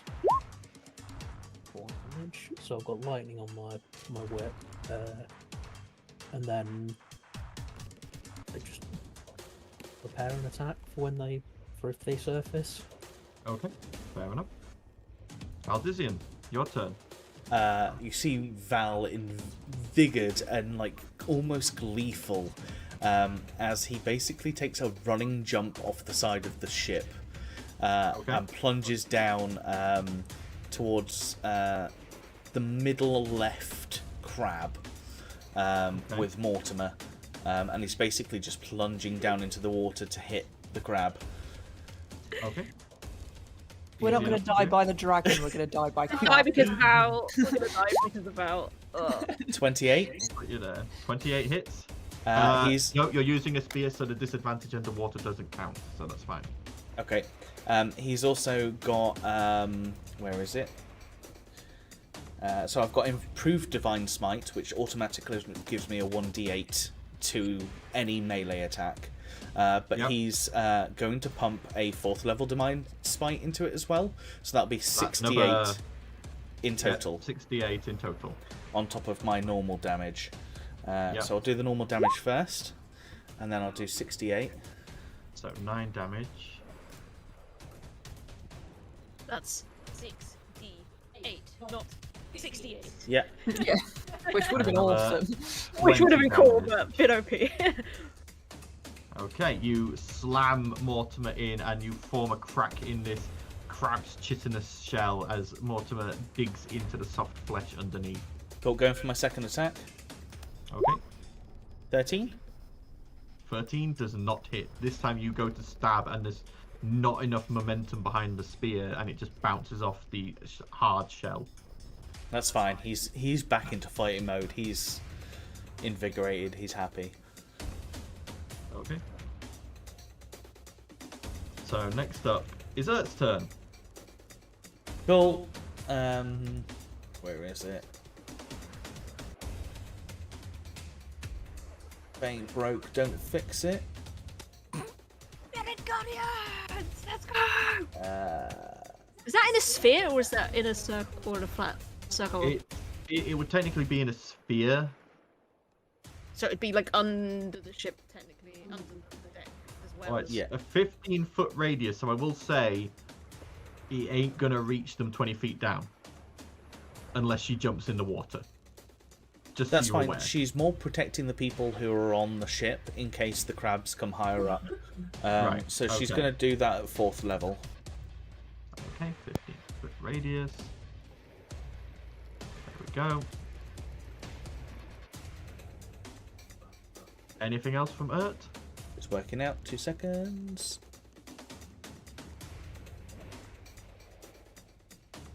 No, that's it. Okay. Talia, your turn. What threads to tweak? There's. I didn't realize that I could do it twice a day to 2 different things each time. Yeah. So I could. I will kind of flare out and start tweaking threads. I will give myself advantage, and I will give this one here disadvantage Okay. as my bonus action, and I will prepare my attack action to shoot it in the face with a crossbow if it surfaces. Yep. And that's my turn. That is your turn. Yep. Okay. All Which one did you prepared give for disadvantage? This one here. An That one advantage there. to my advantage to myself, so I can attack with Okay. advantage. All right. Deanna, your turn. I will pop myself. Did he inhale that? way. Sorry. Don't die! Sorry, I'm trying not to. I'm assuming Eldritch Blast doesn't get too affected by water. No, Eldritch Blast does not. Awesome. Eldritch Blast. Old Faithful. Cookie! Darling. Only the last one hits. Yes. Got there in the end. So 10 force damage to, I'm assuming this one over here. Yeah. That one. It's Yeah. the nearest one. Okay. Tag team, baby. We End You of have your like an turn? ability to freeze water because that'd be super cool. Just got him on like Uh, with a shovel. smell what you're cooking. I may try that on the next one. Okay. End of your turn, Vienna, or Yeah, any end of my bonus turn. action? Okay. The crab's turns. Crabs. So these two are going to come and start climbing up the ship, which means they do enter Spirit Guardians. And does that mean I Nice. get to attack that? I get to attack him then? If they Yeah, yeah. So it's Wisdom save. Okay. do their turns and then I'll do my. Oh, you know what I just Well- realised? What? You sent us that thing about like the Christmas gift and stuff. I didn't say anything about Ert. No, admittedly not. Oh well. Not a player. I mean, Technically not a player character. Yeah. Yeah, kind of. They're like the fact that we even get to have her is I know, it just popped into my head. It is a gift, so It just popped into my head for a second. It just And I popped into my head for haven't a even second. picked one either, so I haven't even got Yeah. mine. Oh, I thought you took a stat increase. I just don't know. Can't remember. I didn't Anyway. put it on anyway, so. Yeah. So both those crabs fail their wisdom save, so they need to take Spirit Guardian's damage. 22, okay. And then he pressed the off button on my computer. That would have been bad. That would have been very bad. Okay. But they're both crawling up. They're not going to be able to reach, and so they're going to end their turn just as they get to the top of the thing. Talia get a shot as well, won't Is this one breached the surface? They've breached the surface, yes. They're just at the edge of the railing. That's where their dash action has brought them to at half movement. Okay. Oh, fuck. The wrong thing. That's not Evan Shot. That one. Oh. Really? I'll allow you to take the 19. Thank you. As the hit roll. So yes, you would have hit. Hey, let's go. Well, it's not sneak It's attack. not sneak attack, sadly. No. So yeah. Okay, so it takes 6 damage. Like 2 necrotic as Oh, well. and 2 necrotic. Yes, sorry. Yeah. There we go. Okay. Oh wait, I would have got to roll with advantage. Oh wait, no, because it's a prepared attack. If it was my actual action, that would be, wouldn't it? Yeah. Yeah. Okay, this one at the front is going to make 2 slam attacks against the ship. Yep. So it's going to make 2 of those. Plus 2. That's going to hit. And that's going to hit. Oh, I wish that had been sneak. Damn it.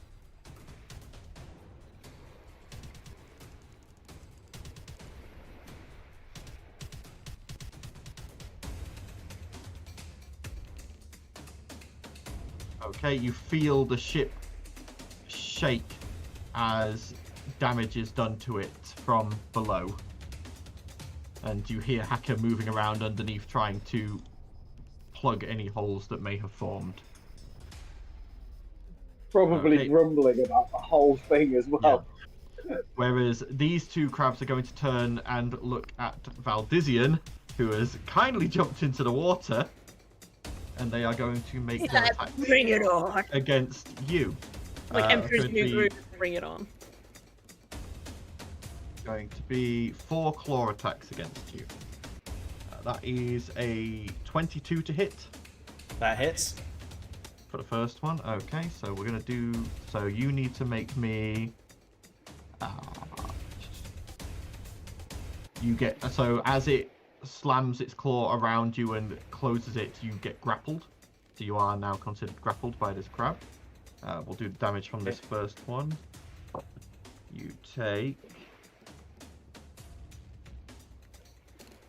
You take 16 points of bludgeoning damage from that first We all hit. still have the 39 temporary hit points from the ship as well, don't we? You do, yes. Yep. Cool, so 16 damage. Yeah, happy. Yep. Second claw attack is only a 11 to hit. Narp. Nope. And then the other one's going to come in with its 2 claw attacks. 17 to It's hit. unbearable now. Nope. Isn't it, that? And Oh, we can soon bring him down a peg or 2. 13 to Oh, hit. Narp. Okay, so only one of those hit in total. Okay. Oh, it's gonna At be insufferable. initiative count 20. Layer actions, but it's ours, baby! Yeah! So the satisfying two- when it's ours. The 2 that have come up onto the railing begins to shift and buckle, and they begin to have difficulty holding on. They're given disadvantage. And Double Yeah. disadvantage. the 2 next to Val, you hear from below decks, load the Load As- the what? The what? 2 cannons stick got out load of the side. Like that was Powder. Powder. You might cut out. It was funny. Twice rather than once. There we go. So, yep. So it's going to make 2 cannon attacks, once against each crab. 1 against each crab. Let's go. 1 hits. Both hit. The crabs are going to take. Ooh, okay. I need Shiny dice. Shiny. You heard it from us. Give your players layer actions. It's cool. It's just nice when they say it's initiative count 20 and it's like, in our favor. For Not a against change. us. For a change, it's not us getting our asses kicked by a layer action. One crab is going to take... Take that.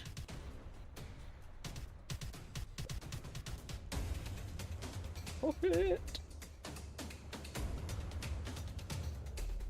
You watch as a cannonball slams into one of the crabs, doing a heavy amount of damage. And then on the other one, it's going to do...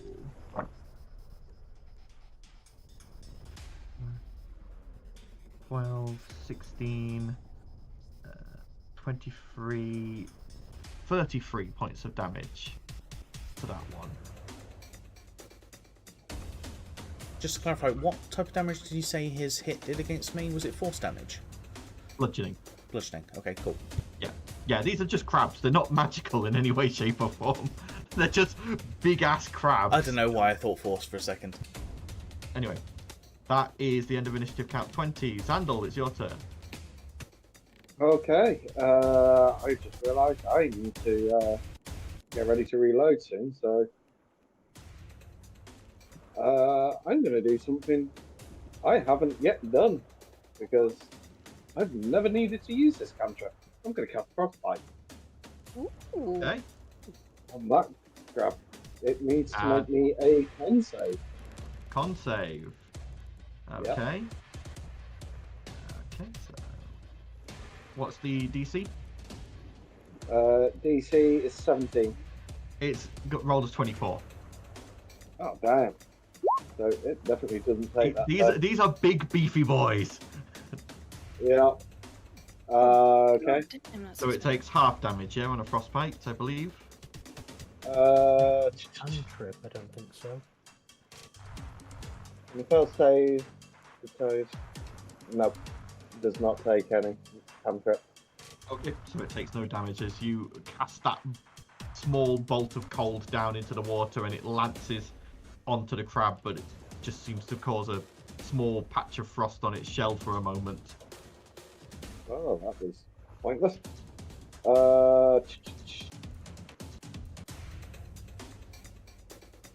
Okay. And actually, I might take advantage of Emily for a moment. Because she is a water-based character, Yep. isn't she? She is, She yes. excels in water. So, because it's DM controlled, would she naturally jump into the water? Yeah, she can easily jump into the water. Yeah. So, yeah, she'd dive into the water to the crab that I am dealing with, that one. Yep, the glowing one. Likely go with Spark. Yep.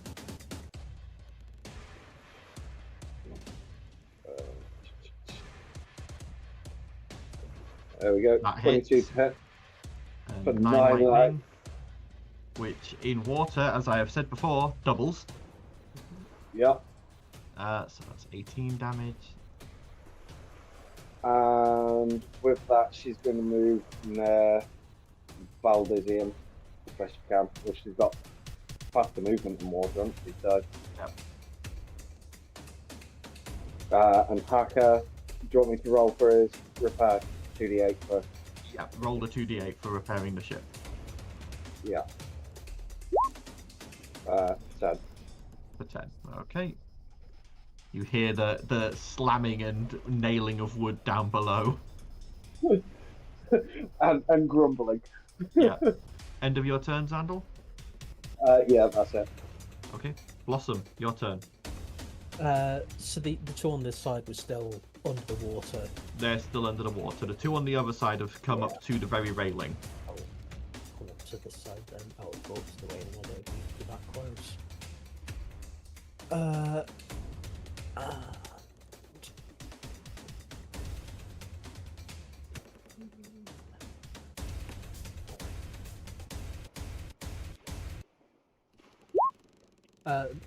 Nat 20.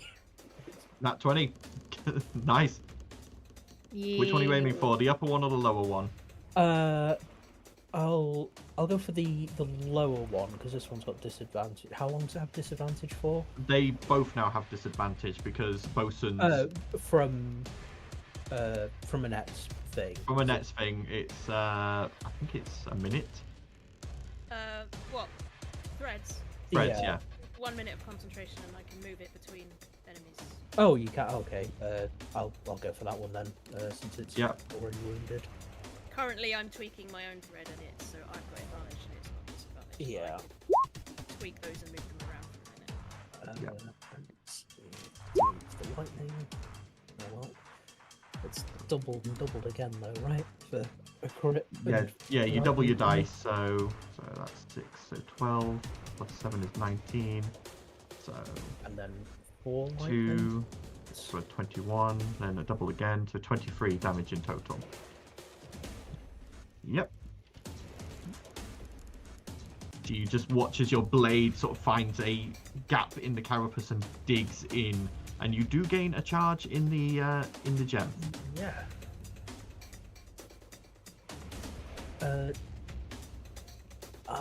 Second attack. Yep. 12. 12 does not hit it. This time you miss that gap that you'd found before, and it just glances off of the thick shell. Yeah, that's fine though. Okay. Anything else for your turn? No, I think that's fine for now. Okay. Right. Valdizian, your turn. You are currently grappled in a giant crab claw. Cool. I look directly into the crab's eyes, and I know he can't understand me, but I kind of like give off a smirk, lick my lips, and I'm just like, I can't wait for sushi later. And I'm gonna do my breath weapon straight into his face. Okay. So I'm going to say that's an automatic dex save fail because you are in water, which conducts it. So go ahead, roll damage, and double the amount you roll. 26. 26, okay.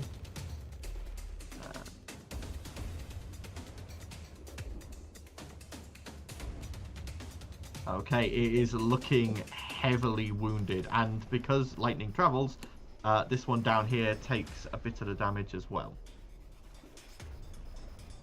Does it let go of the grapple, or...? Nope, it's still holding you in the grapple.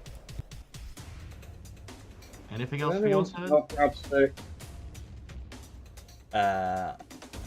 look. Bonus actions.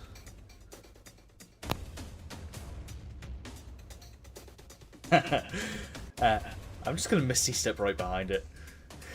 Okay. Yep, you Misty Step and vanish from its claw and reappear directly behind it. Okay, end of your turn? Yep. Alright. Ert's turn. Cool, Ert.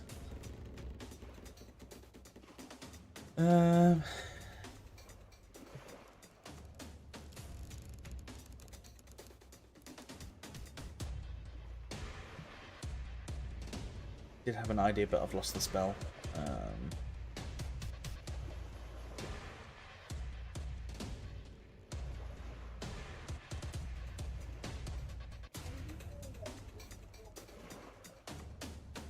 For the sake of quickness, she's just going to go over to the side, and the closest one to her, she's going to use a crossbow. Okay. Yep. Natural 20 for a 28. Yep, that hits. So that's 8, 11 points of damage. Okay. And That I can do grabby. Divine Strike for an extra 1d8 damage. Okay, go ahead and roll it. That's 6. This crab is looking very hurt. You can see blood leaking out. One of its eye stalks is drooping. One of its claws is dragging on the floor. It's looking very, very hurt. Anything else from Ert? That's what she's doing whilst keeping up Spirit Guardians. Okay. Talia, your turn. I'm going to shoot that fucker in the face with Evan shot. We'll try to. Yep. 20. You have advantage if you Oh, want yes, it. I do. As you I tweaked do. your fate. Don't want to miss out on a possible crit. I didn't crit. 20 does hit though. And as Vienna is also In within combat with it. 5 feet, so yep, so that does give you sneak attack. Excellent. And close. Then within 30 feet. Yeah. So I will get off my screen. With my bolts from the grave. Where are you? I can never find bolts from the grave. Why isn't it under spells? It's not a spell. It kind of is. It kinda isn't. 22. 22 hits. Spell-like ability. 26 necrotic damage. There we go. That's fine. Okay. Difficult to find. And How's it looking? counter. It's looking very wounded. This one you saw Good. it. Evan shot's bolt passed It's straight also through an been eye given stalk, disadvantage. Like, completely 3 times. removing the eye stalk, and your bolt from the grave have caused black veins to appear all over the shell, and it's looking very weak. Would you say it's almost not bloodied? having a fun time. Very bloodied. Okay, end of your turn? Yep. Okay, Vienna, your turn. You're muted. We can't hear you. Sorry, that's because the birds were being noisy. But what I was originally planning isn't going to work. So, because this is what I'd class as flowing water, and I'm sure the DM will say that. Yeah, you're in Not shallows, so it's not flowing very fast, but you have also got the problem it's salt water. Yeah.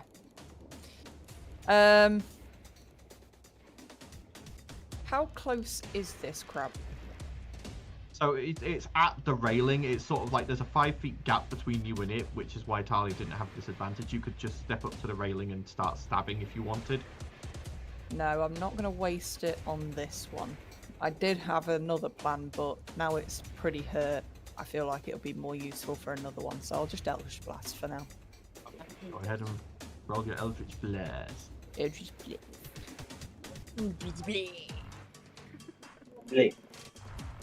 Yes. And miss all 3. Yeah, none of those wait. hit, unfortunately. It gives you War God's Blessing, plus 10 to your roll.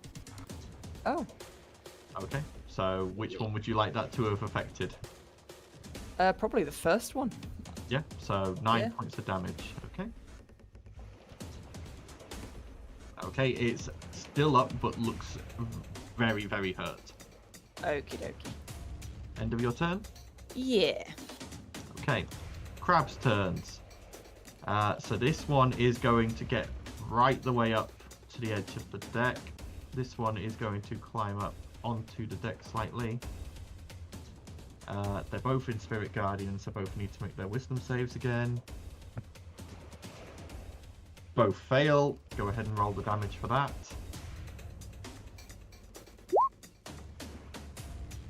19. This one, as it crawls over and is about to lunge at Talia and Vienna with its claws, its eyes roll back as a tiny Urt flies through its carapace and it dies and falls off into the ocean. Just want to point out, all of the tiny Erts are dressed like little sushi chefs. That one's fine. They're attacking it with freaking sushi knives. So, this one is going to make 2 claw attacks against Blossom. That is a 27 to hit on the first one. Yep. Yep, and you are grappled. And a 15 to hit on the second. 15 does not. Okay, so for the first, the hit, you are going to take... Oh, that is a garbage roll. You take 7 points of bludgeoning damage. Sounds like a good roll to me. But you are grappled. The one under the water is going to then make 2 claw attacks against the ferry. Natural 20. And that definitely hits, except for the nat. Going to do... Out of curiosity, does the ferry get my plus 3 to saves? No, because it's a construct. Okay, cool. Not something I've asked before, so. Okay, and then the one other hit that's not a crit. 11. So you hear as down below water is starting to rush into the hold as more holes appear. So these two over here, this one is going to start climbing up the ship, gets to the railing and is in Spirit Guardians. So I don't know why I'm bothering to roll. They have a -1 to wisdom. So it's going to take the 19 damage.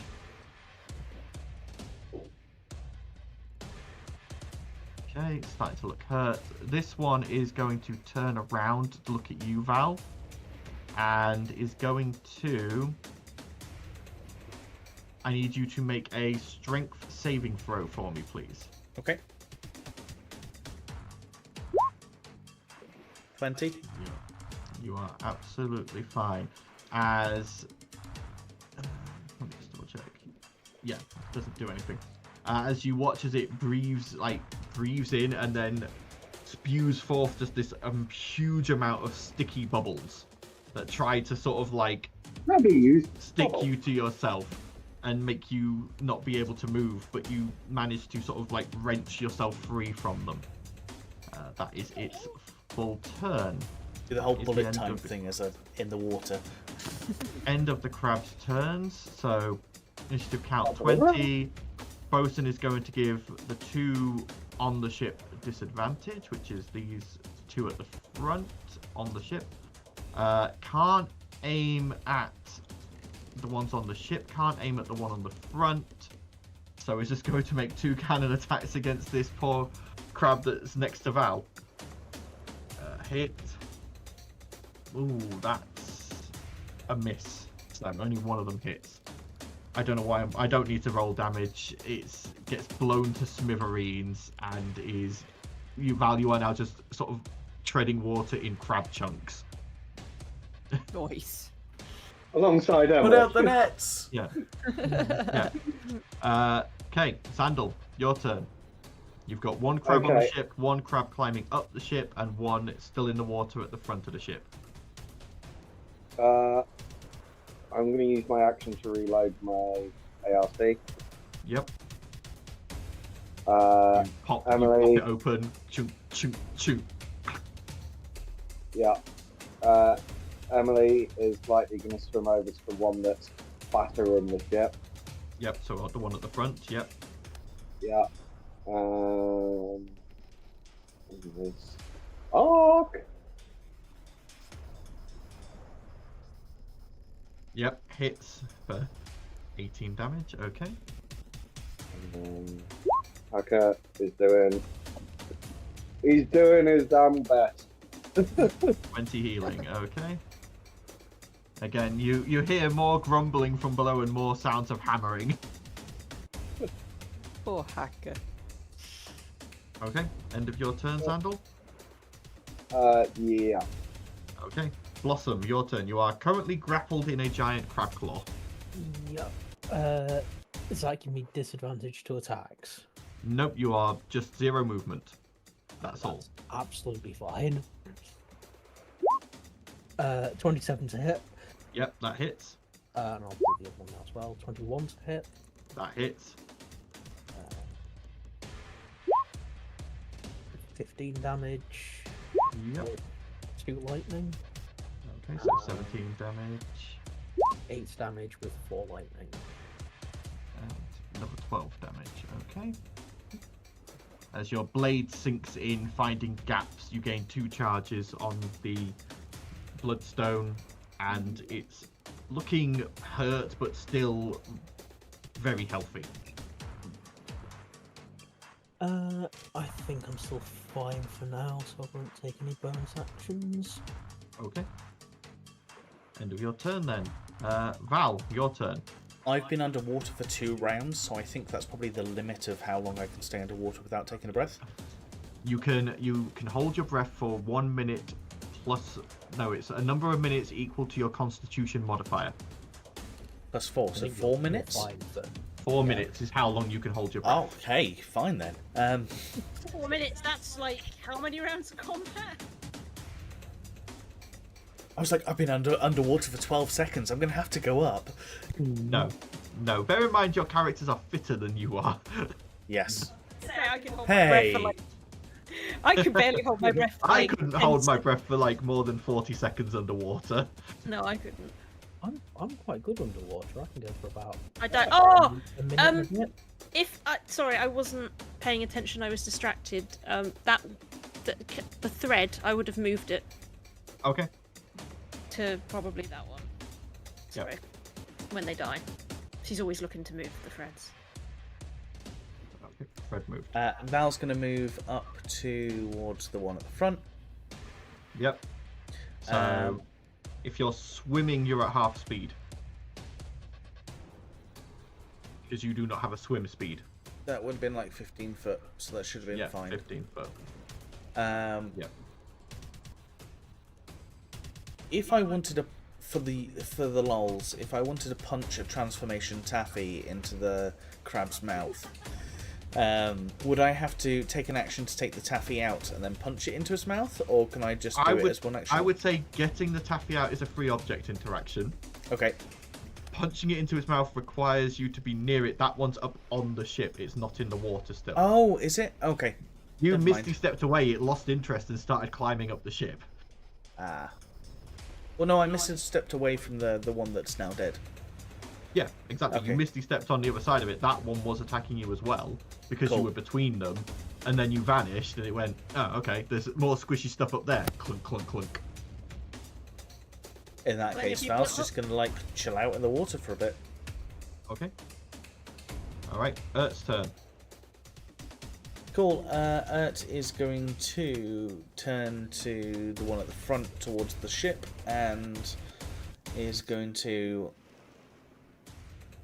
You know what, actually, she's going to go into melee range. Mace. Smash to the face. Okay. The one holding Blossom or the one at the edge of the railing? The one that I'm basically overlapping with. The one at the edge of the railing. Okay. 18 just hits. Button, sorry. Gotta say, that's a lot of damage for a mace.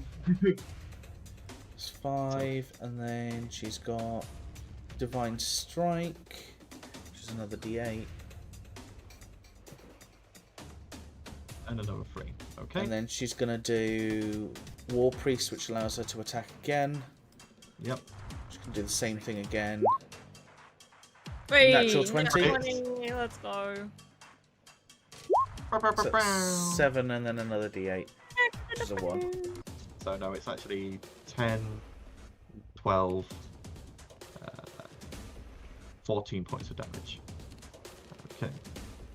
This one is starting to look hurt as well. Okay, end of Ert's turn. Yeah. Talia, your turn. You say this one's holding Blossom? It currently has Blossom held in a claw, yes. I will shoot that claw to try and get it to let go. Okay.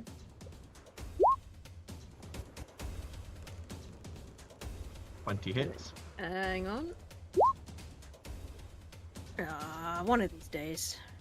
One of these days I'll crit. Does it count as being in combat with Blossom if it's grip? Yep, so that's 18, Sweet. bloody hell, 18, 40, 41 points of damage. Nice. And I might as well bolts from the grave it too. That's my bonus action. 22. 22 hits. 7 necrotic damage. 27. Yep, it is. Let him go! After that round of attacks, it looks heavily wounded, but it is still up. Oh wait, no, I've already done bonus action, so I can't do that. It's the end of Okay. my turn. Vienna. Spirit Guardian, so Your turn. Yeah, Right. because that happens at the start of the turn rather than the end. Yep. I really hope this works because I really want to try it. Do it! Do it! I'm gonna run over next to Ert. Yep. So I'm now in melee range with this one, right? Yes. Yep. I'm going to try and slash with Winter's Moon Okay. and see if I can trigger freezing it. Okay, go ahead, roll to attack. Do the thing. 24. 24 hits, and it's a DC 20 con save. Yep. They have a +5 to con. I rolled a 14. Oh. That's a 19, so it fails. You watch as Winter's It just Moon goes solid and then stabbed- falls. stabs into the joint of this crab, and then from it you just watch as ice spreads and this crab lets out a chilled gasp of frosted air and then freezes completely and falls off the edge of the ship, floating as an iceberg in the water. Did it fall into my Frozen melee crab? range? it would fall past you, yeah. Can I take an attack of opportunity? No, because it's involuntary movement. That would have been funny though. It would have been funny because if he'd have done any one of the certain damages, he could shatter it. So, Yeah. Okay, end of your turn, Vienna. yeah, that was fun. Okay, Crab's turn. So wisdom save for the one in Spirit Guardians.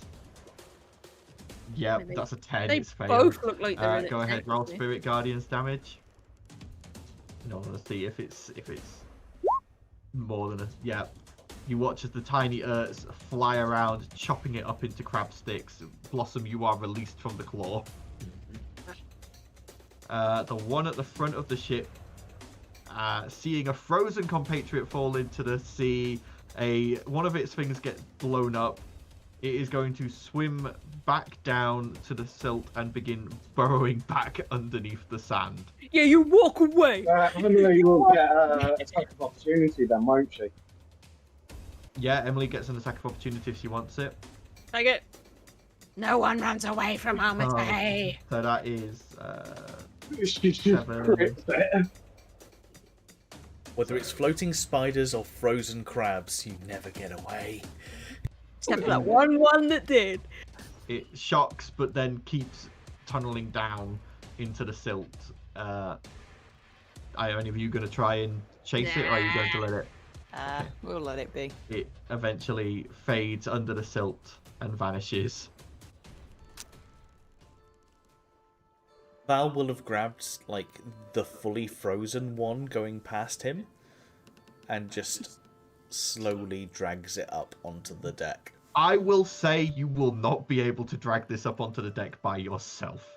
Okay. These things are sort of Maybe like push it to shore. they're like 15 feet wide. They're big. I will hold on to it then and telepathically tell somebody on deck to get Bosun to throw the net out. A number of ropes are dropped, and the ghostly crew, along with your party, help lift this frozen crab and the other dead crab on the other side that wasn't obliterated by a cannonball up onto the deck. Well, I guess that's our ration. Blossom, stop drooling. That's our dinner. Blossom, We eat stop that tonight. drooling. You're not eating this all yourself. I'm actually not fond of crab. No. Oh. Don't you have like a level 5 experience in sushi making now? It's me that can make sushi. Yeah, I still need to learn. I can teach you. At any point in the nights, well, however long it takes us, if there is a moon about, I will put Winter's Moon out to recharge. Yeah, that's easy enough to do. Also, with the exception of the one that froze, would these be deadly to eat? You are unaware. Would you like to roll a nature check to find out? Sure. Yeah, go ahead, roll me a nature check.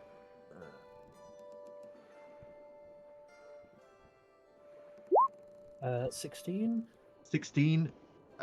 Running through your training and your knowledge as a blood hunter, you know that these are called Colossus crab. And they are basically just big crabs. They are perfectly safe to eat. They are just crabs that live in like really nutrient-dense areas of the ocean and grow to immense size. Right. Do most crabs not have poisonous blood or something when they're not boiled? You know that you could, that they do have to be prepared in a certain way. They're not safe to eat raw, but otherwise, yeah, I they're just fine thought to that- eat. I could probably that's the thing prepare with. them. I was trained uh, by a Well, I think that's why you Sushi boil chef. crabs, isn't it? Because if you stab them, they die too slow and release some sort of toxin into their blood.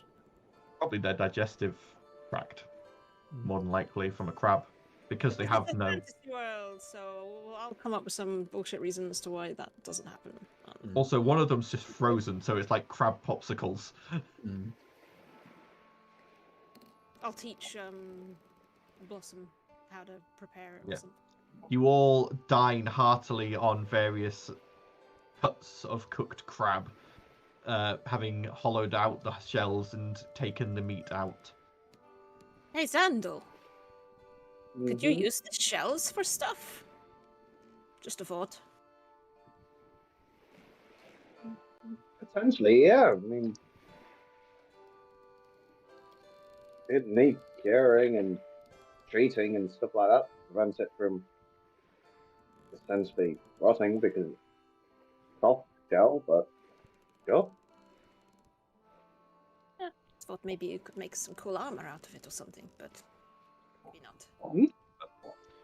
As the day passes on, as the evening comes around, you now see that you are close to shore, and Bosun goes, "Right, well, we're pretty much parallel with Zinabazab," and he points, and you see far away on the horizon, just as the sun is beginning to set, you can see what looks like, at first you have to sort of squint and you think, is that like a big blot on your eyes? No, that is a mountain. Oh.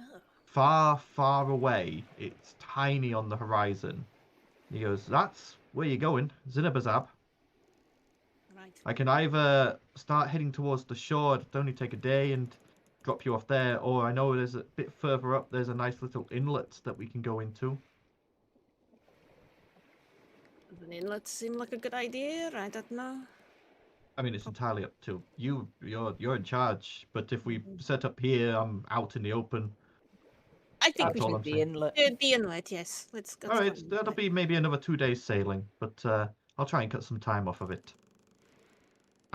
Blossom, it's at this point you feel something in your pocket moving. Something you haven't felt moving in a while. The compass. As you pull out the compass, and it is pointing directly west. Yeah, I was about to check that as well. Oh well, I thought about checking it earlier, then forgot. So thank you for reminding me. Not a problem. Another item, Blossom? Pretty much straight west. Did you say? Yeah. So either We- in Zinabazab, Zinabazab. that one, Zinabazab, or tripping on that one. Radiant Desert. Find out when we get to Zinabazab. Yeah. If it Little still zero points in. west. Yeah. No. zero in, wasn't it? So yes, I'll reply to Talia. Yeah. Wonder what one it is. Don't know. Do we know of any in this direction? Sure. Don't remember. Let me check my diary. I'll pull the diary out. Zandal might know. And I'll kind of flick back to when we were looking through that book in the library a while back. So Is there any mention of anything around this area? So you have no knowledge of anything in this area. No, nothing that I can see. No. Put the diary away. The only items you have any knowledge of left is the Sword of Light, which is in the Catacombs of Demonic Doom. We know that one. The Phoenix Pendant, which is in No, and it's in the desert and it rethought. Yep, the Desert of Rust, and the Demogorgon's Demolisher down in the Eldritch Downs, past the Nuladzar Spires. Which So is like this could be a new very one then. bottom left of the map. Unless it's an item that we think one of our previous compatriots might have picked up. Whereabouts was What? that? Balasar? Eldritch Downs, very bottom left of the map.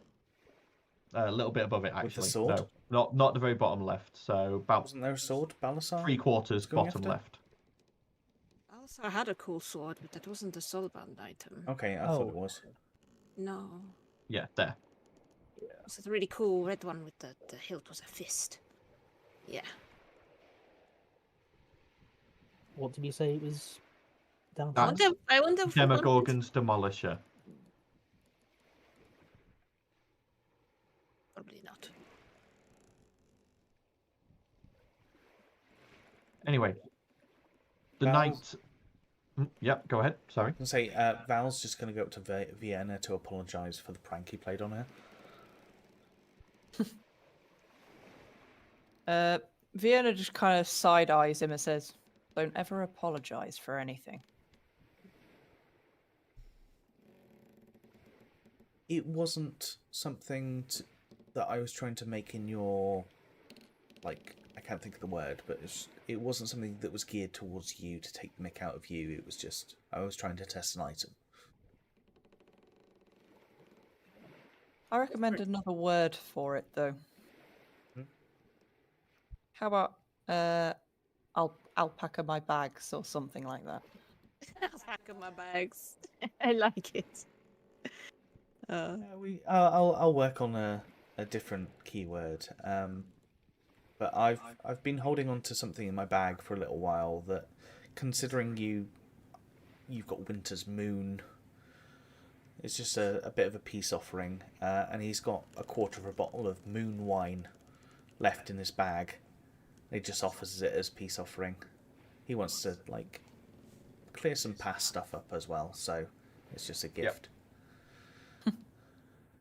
It kind of looks at it because she's used to getting gifts off men anyway, so this is like normal for her. But she said, she just looks at him again and is like, "If you meant to do something, don't ever apologize for it," and puts it in a bag. Yes.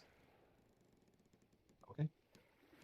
So the evening winds on, the night passes uneventfully, and dawn comes the next day. Who wants to roll the d20 for today? Reese, have you rolled yet? Have we gone?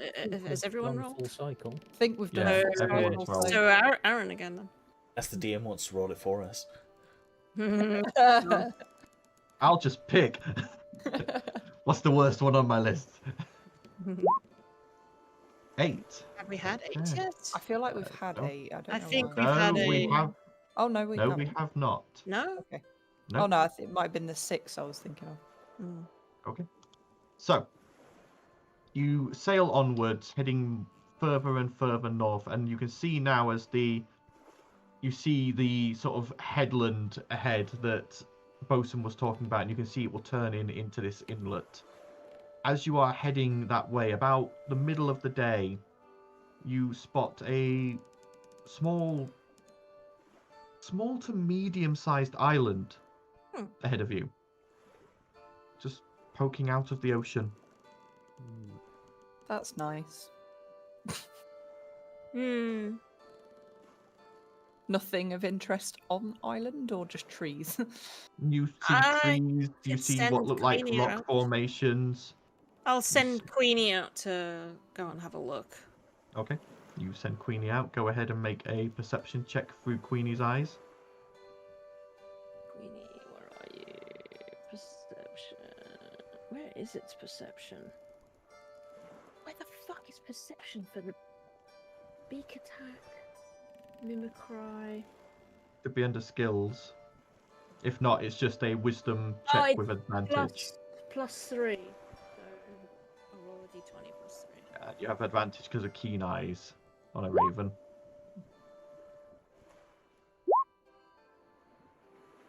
Okay, so 8. Good thing for that advantage. 30-20. 30-20. As Queenie flies over and you look through her vision, you see a beautiful, thriving island. Lots of like small crustaceans moving around on the beaches, and what looks to be a number of like snakes in the jungle. But that's about it. Nothing massively special. There's a number of fruit-bearing trees. There's a few bits of what look like coral sticking out of rocks. Call her back. This looks like a pleasant island. There's lots of fruit and stuff if we wanted some, but We're on a mission. No point needlessly stopping. We've already delayed a couple of days as it is. but I prepared 3 soundscapes for it. I mean, as we're travelling round the island, does the compass change, or The compass does not change, although it is now pointing more. It's still pointing west, but ever so slightly towards the south. So fruit's technically, fruit's always useful Yeah, to so gather it's- because we can cure fruits and then have them for later on and stuff. Even if it just takes an hour, cure meat, don't cure fruit. you can like You make can dry jams fruit. and dry fruit and. That's conserves. not- Pickle. You knew what I meant. I was just like, you can preserve it for. Yeah. So even if it's just like an hour, like I can fly over there and. We need to sort out. We've got business to take on. We've got a sick boy to heal first. We can always check it out on the way back. Okay. He's. As you sail further onwards away, does anyone keep an eye on the island? Yeah, why not? I'd probably Yeah. test out my hawk stuff as well. Yeah. With your hawk vision, as you watch it, as you get just to the edge of the mile after about an hour, you see something astonishing, Val. As from the edge of the island, you see the sea swell and move as the giant head of a turtle appears. As this massive creature with an island supported on the shell on its back begins to slowly submerge and swim away. I don't think we'll be going back to that island. What? That wasn't an island. And as you all look back, you just managed to see the top of a mountain peak sliding under the waves. Glad we didn't go on there then. Well, we'd have been swimming. You're muted, Vienna. I'm always muted. Yeah, it wasn't important. It's fine. Bosun just goes, Zaratan. Interesting. Haven't seen one of them in a while. What's that? What's that? Zaratan, they're massive, like earth and water elementals shaped like tortoises. They just sort of swim around, and when they come up to bask, they fall asleep, and ecosystems form on their backs. Kinda cool. There's been a few times where massive ones of them have been asleep for, sort of 10 years or so, and a village has been formed on its back, and then, they wake up and start moving on. Oh dear. Not very good for the poor villagers, but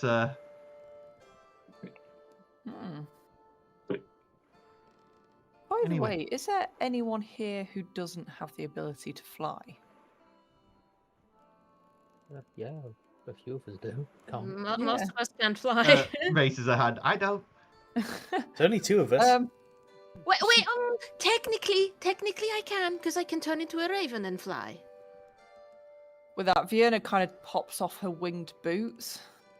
Someone else needs to attune to those. I don't need them anymore. You fly? No. Yes, I can fly with Winter's Moon. Really? That's kind of cool. Not all the time. I only have a limited amount, but in case of an emergency, I can use Winter's Moon to fly now. I can turn into a raven and fly. So not me. So- Possible, I guess. I will specify you can only use that ability at night under the full under a moon. Under the light of a moon. You might can wanna only keep that grow then. wings. Oh, Maybe you want to Then keep them then, yeah. oh, with Just- revered, it Just didn't so you're specify it. aware. Yeah, okay. It just said the wielder's wings can now be used twice per long rest, so... Yeah, it's from a Yeah. previous ability on the respected part of it. Okie doke. Okay, I'll revert that back. Yeah, when I get to like the each level thing, if it's just an upgrade of something, I've just put what the upgrade is. You have to just sort of Right. scroll back to see what it was an upgrade from. Can any of you not fly? Wouldn't it be so nice if you had these boots? Too bad. Yeah.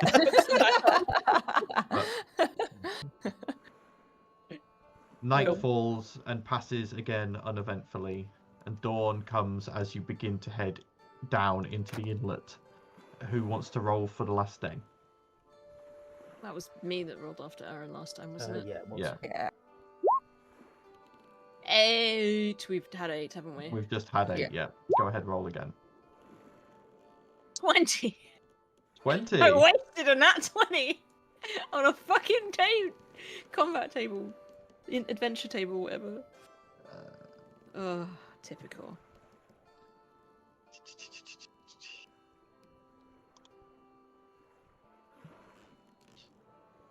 You see giant submarines, shaped like the faceless helmet, coming up from the water. Oh god. No. As you sail into the inlet, you reach into it just as the sun is beginning to set, and you see that you're probably going to be just about docking just after sunset. And as the sun crests down along the horizon and hits the edge, the sea glows a strange green as the sun hits the edge and a flash of green goes off. I need everyone to make a wisdom saving throw, please. Oh god, I never do well with Don't this. forget +3. +3, okay. Then 13. I'm good. 16. 16. Okay. Okay. So,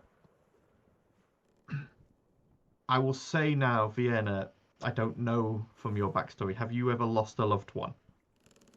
Oh, me and Val are about to get fucked. I've lost so many loved ones. I'm going to say no, because technically the people I have lost, I've probably killed myself. Fair enough. So nothing happens So- for you. Okay. Okay. So, Talia, as the green flash happens, in front of you, and only you can see this, the ghostly form of a winged, devilish man with large horns, dressed in plate armor, appears. And as he looks at you and smiles, reaching out briefly, You can't do this to me, you fuck. he touches your cheek, but you don't feel anything. As Tarlok's ghostly image smiles, nods, and you gain a point of inspiration. Yay for inspiration, but ow. Valdizian, similar Cry a for little you, a green ghostly woman carrying I believe it was a flute for It Rowan? was a loot. A lute, for Rowan. sorry. I was Yeah. close. One letter off. Yeah, it was a loot. 'Cause Carrying she a had the lute. siren loot. Carrying a beautiful lute, strumming it as she smiles at you. No fangs and no red eyes, just the soft smile as she nods and smiles at you approvingly before vanishing in a green flash, and you gain a point of inspiration. Val just grabs the pendant that he had made and just like smiles, but it's also like quite a sad smile.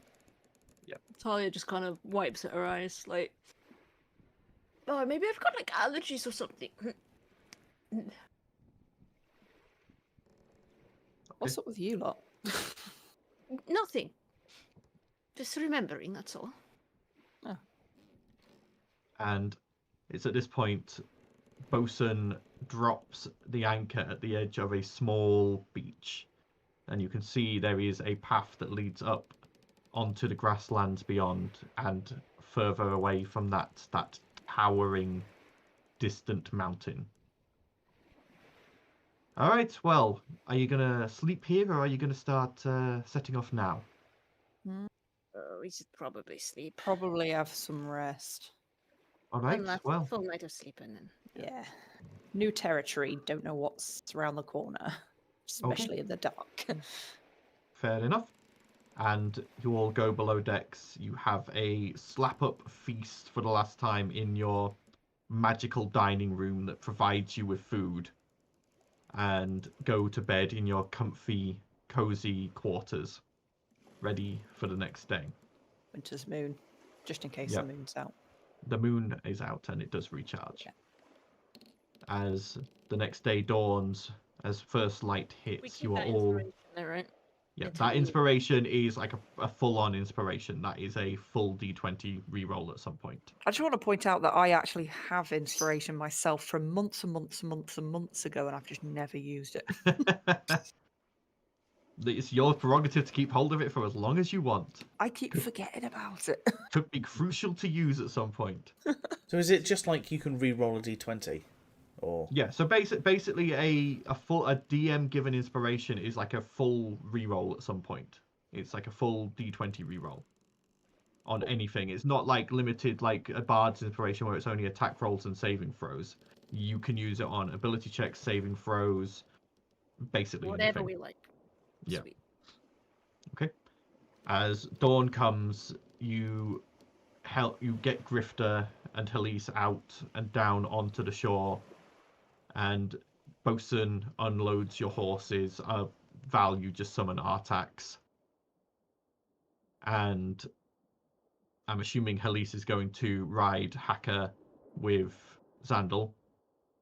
And who is going to have Grifter with them? Because he needs to go on a horse. Grifter can go in front of me. I was going to Okay. say probably not me, since my relationship with my horse isn't exactly. Yeah, he can be on. I'll hold him like in front of me, hand around Okay. his waist. That horse is going to be the new queen of the Underdark, isn't Oh yeah, it? Yeah. Your horse looks very unimpressed with having been taken out of its comfy stable and in on the ship. But is obeying for now. But as you get settled, you begin riding, heading further and further towards this mountain. And as you draw closer during the day, you start to realize that this mountain is enormous. This is the largest mountain any of you have ever seen. You thought it was weird that you could see it from so far out at sea, and now you realize you could see it from so far out at sea because it is just that gigantic.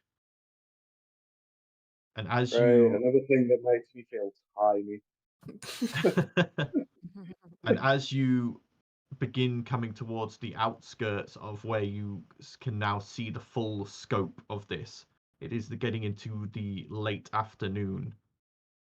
And as you cross, you start finding a road that you can follow, and it speeds up your travel considerably. You see other people moving along. There are people who are quite obviously pilgrims. There are traders, merchants, general travelers.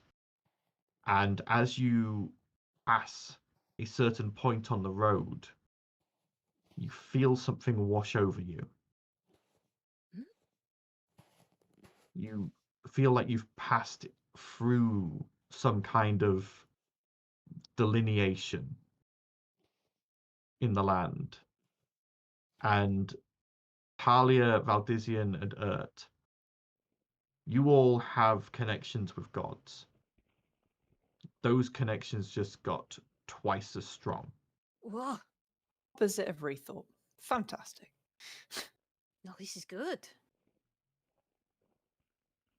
And now you can see in the dying light behind this mountain ahead of you, the mountain itself is carved into on the higher slopes. And you see temples, flowing columns and pillars, symbols of gods carved into the rock itself. Stairs that go up and around this flowing mountain. And on the lower levels you see farms, houses, buildings. Eventually, you come to the edge of this civilization. There are no walls. There are no guards. There is no one to greet you or ask why you are here. You are now riding amongst farmland, and you see beautifully tended crops. You see cattle and herds of creatures, but no guards, no soldiers of such. And as you begin passing through this first like small village, you do see a couple of people with spears and like chainmail, but they're just sort of wandering around and chatting with the other occupants. They don't appear to care about you or any of the other travelers passing through. And as you do pass through, you see hundreds of different travelers and many different symbols of different gods. In fact, roll a religion check for me, Valdizian, and anyone else who wants to, who thinks they would have an idea about religion. I think that would probably be as well.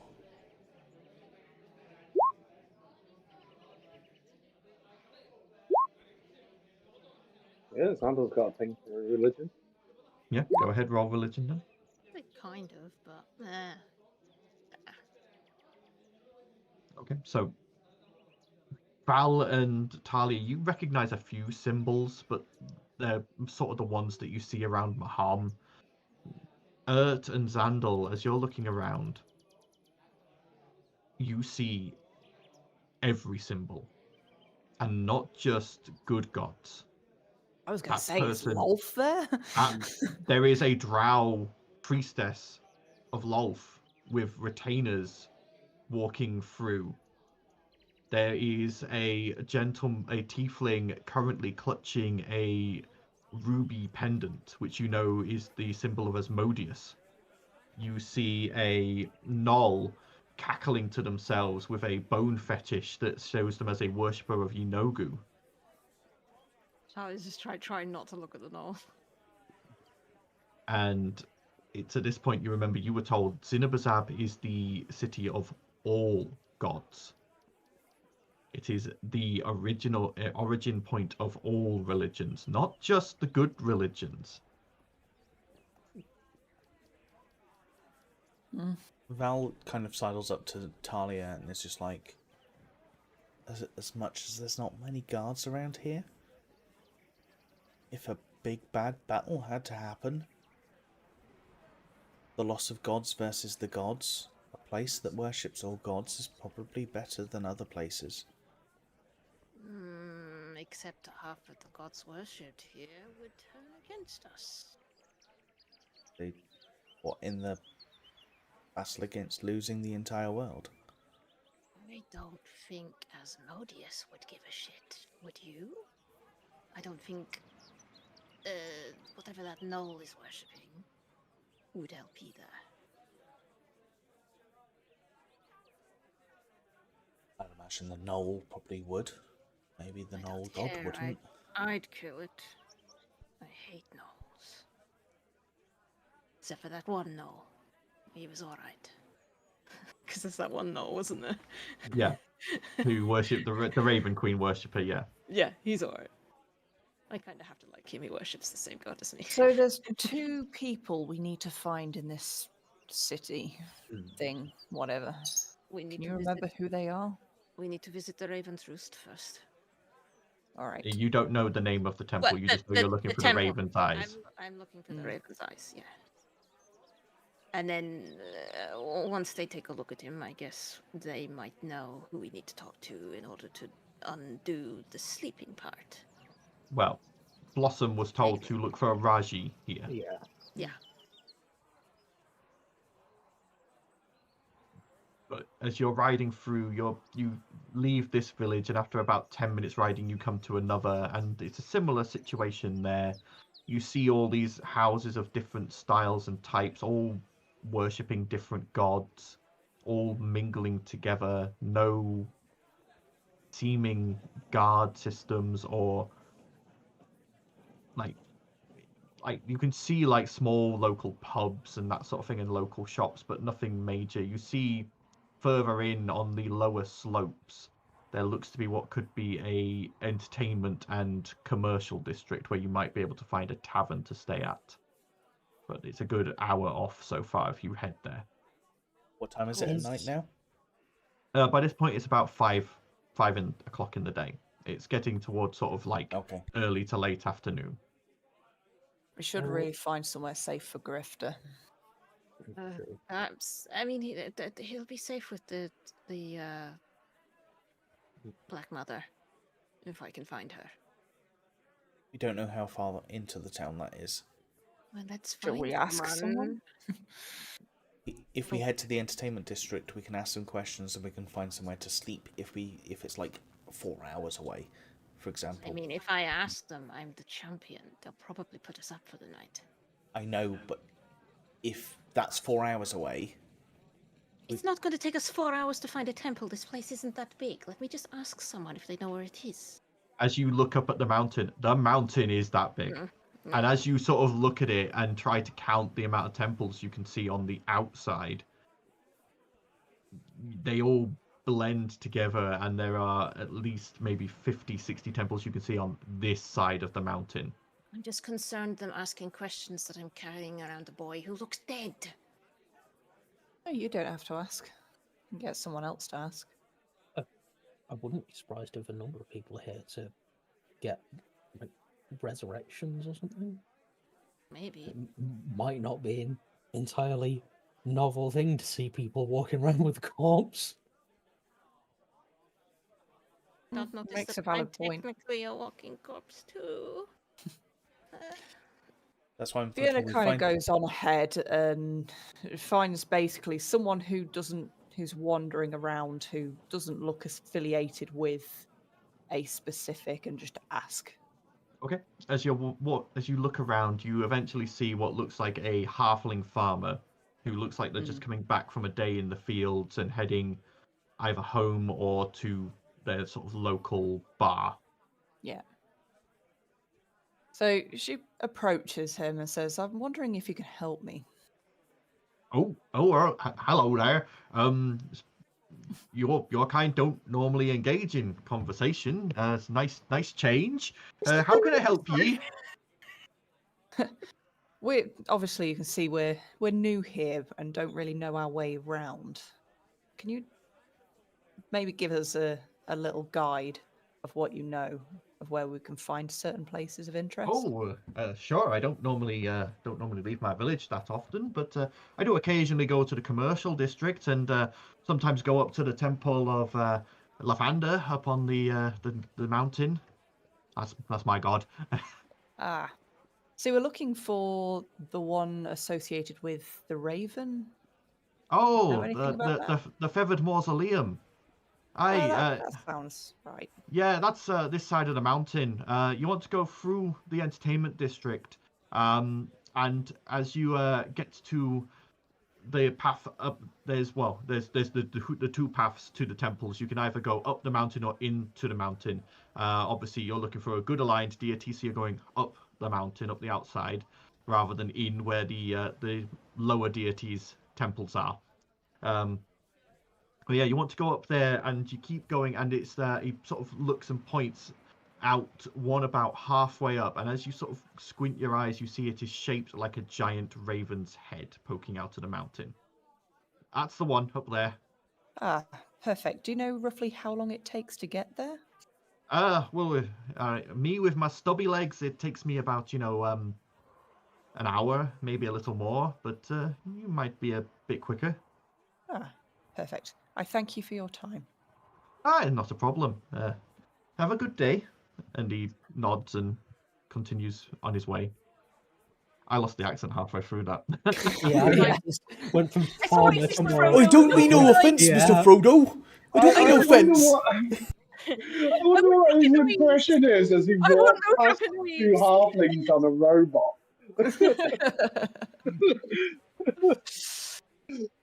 So yeah, Vienna will reiterate what she's asked. Works out then. Yep. So we keep going, I guess. Through the entertainment district, yeah. Okay. So yeah. As you head into this commercial and entertainment district, after passing through a few more villages, you see that the buildings here are again a mishmash of different styles and types, and there are symbols for multiple different gods everywhere and people crowding the streets, and it's a real clash of expectations for you as you see things like Pelor worshippers walking directly past, openly wearing like Asmodeus symbols and not doing anything about it. You see a restaurant you walk past, there is a silver dragonborn having the symbol of Bahamut openly displayed, and across the way a red dragonborn with the symbol of Tiamat, and they are not fighting, they're just sat there. They mingle at all, or are they just kind of passive towards each other? They seem just you don't see them mingling, you don't see them talking unless they are made to do so. Like, you see what looks like a Bahamut worshipper walk up to this Tiamat worshipper as one of the waiters and take their order, but that seems to be the extent of the interaction they'll have with each other. So they tolerate each other. Toleration, but not like everyone's full-on welcome. friends. Everyone's Everyone we're all just respects each people other, here. that each other can We believe. all share the same world. It's just I'll tolerate you because I'm not pissing off the guard right on his doorstep. Yeah. You feel there's more to it than that. Like the amount of different worshippers here, then there should be some kind of friction. There should be Something's keeping them in line, but what? But yeah, you are currently unsure. And admittedly, Val, as a Triferian worshipper, there are people here who their gods actively are tyrannical. They're actively oppressing people, and there's ones who even support things like slavery and slave labor. And for some reason, you don't feel any need to act on it. Well, presumably there are some that are also war gods. I can't imagine. What was it, Yinogo or something? Yinogu, the demon lord of Knolls. I imagine that one's kind of kill and pillage kind of stuff. Yeah, and normally if you found a Yinogu cult in the wild, they would very much be killing and pillaging, but you see the ones here acting not civilized per se, but they're not actively trying to go after people. Some magical spell that we walk through is obviously keeping the peace. Caging animosity, as it were. As we head towards the Raven Queen's temple, Val's just going to keep an eye out, and he'll probably put Hawk out at some point, just to see if there is a temple for Tritherian that he can spot, because obviously it's here as well. It would make sense. With the Hawk out, make me a perception check.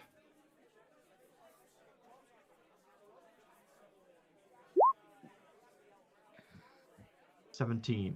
You don't see anything on this side of the mountain that looks Triferian based. What you do notice is a number of armed individuals in armor walking around bearing the symbol of Triferian. And these are the first sort of organized group of armed individuals you've seen, other than that sort of ragtag militia in the villages. And which again strikes you as odd. There's all of these worshippers here, and though there are people who are obviously carrying their own personal weapons and wearing their own personal armor, there's no uniformed group that is policing things. And these Triferian worshippers are the first you've seen that looks like they might be. They're a good sort of mile away from you in the wrong direction. But just as you've been scouting around, you've spotted this pair walking around, just keeping it obviously on a sort of patrol route. That's fine. Val's just gonna bank that information. It's like a secondary or third order effect. The priority is getting up to the temple. Yeah. So, but again, it's a jarring thing for you. Again, these Triferian worshippers are openly displaying their symbols. Most of the time, in places Triferian worshippers keep their symbols hidden. They work behind the scenes. They don't make a big deal of themselves until they openly have to go and oppose someone. In this case, they are openly showing they are Triferian worshippers. And Val is immediately suspicious. I'm just putting that out there. Val is immediately suspicious, but That's fine. it's not the priority. Okay. Yeah. So eventually you come to the end of this entertainment district, and it does end abruptly. And you see that there is where you've come in, there's only one road that leads further up this mountain. And as you reach the end of the buildings, you can see there is two paths. There is a path that leads up the mountain and starts climbing around and through all these temples etched into the side. Or there is a dark, torchlit tunnel that leads into the mountain's depths. And this is where you see those different worshippers begin to split off. Oh, Oh no! Aaron Aaron! actually did warn us, so He that's Aaron did out. say. Yeah, he Aaron warned us out. about 5 minutes ago Oh, did he? on the On chat. Discord, he says his phone's His phone's. charging, but it's still Oh Yeah. no! dying. He Oh, was no, trying to wrong tell chat. us. Yeah. Should we do Oh. a be right back for a minute, and then because yeah. Yeah. We're gonna have another quick break, hopefully for Aaron's phone to get some charge, and then we'll try and be back for You know, I maybe another hour or so. Did he not Right. plug it in? Actually, Oh. a second. Yeah, it was Be right back. charging. He says it's slow Yeah. charging, but I think Yeah. because he'll have Because he's on it, it won't. And we're back, only briefly, unfortunately, as it doesn't look like we're going to be able to sort the technical issues. So it's just going to be a brief, quick wrap up, and then a goodbye. So as you guys quickly begin heading up the mountain via the road that goes upwards for the temples of the upper deities, you wind your way around, passing multiple temples of different deities of different styles and different levels of opulence. Eventually, you come to the edge of this massive raven's head, carved out of black stone, and within you can see the corridor between the beak leads down to this large black iron double door. And as you prepare yourselves to enter into the feathered mausoleum, that is where we will end this session. A bit abruptly, would have liked to go a little bit further, but technical issues and timings, it's better to just end it here. As usual, we are unaware of when our next session will be. Probably not for a couple of weeks, unfortunately, as people have got things going on. Next week, certain people are unavailable. The week after that, I am away for a week, so it's probably going to be 3 to 4 weeks until we can play again. But obviously, we will keep you updated on socials. We may end up moving it to a different day if we need to, but we'll see what we can do. But until then, Go everyone, and answer please. the quiz that I'm going to put up on the community tab of what socials that you want me to post our information on. And that. But until then, until next time, guys, enjoy your own games. Enjoy our backlog of videos. If you ever want to see anything else from us, again, make notes in the comments about things you'd be interested in seeing. We're potentially thinking of we've started getting into Lethal Company because it's a bit funny. We may end up making some shorts out of that because, you know, it's just hilarious, and maybe do a few gaming shorts just to put something else on the channel, but we'll see. Until then, guys. Bye for now.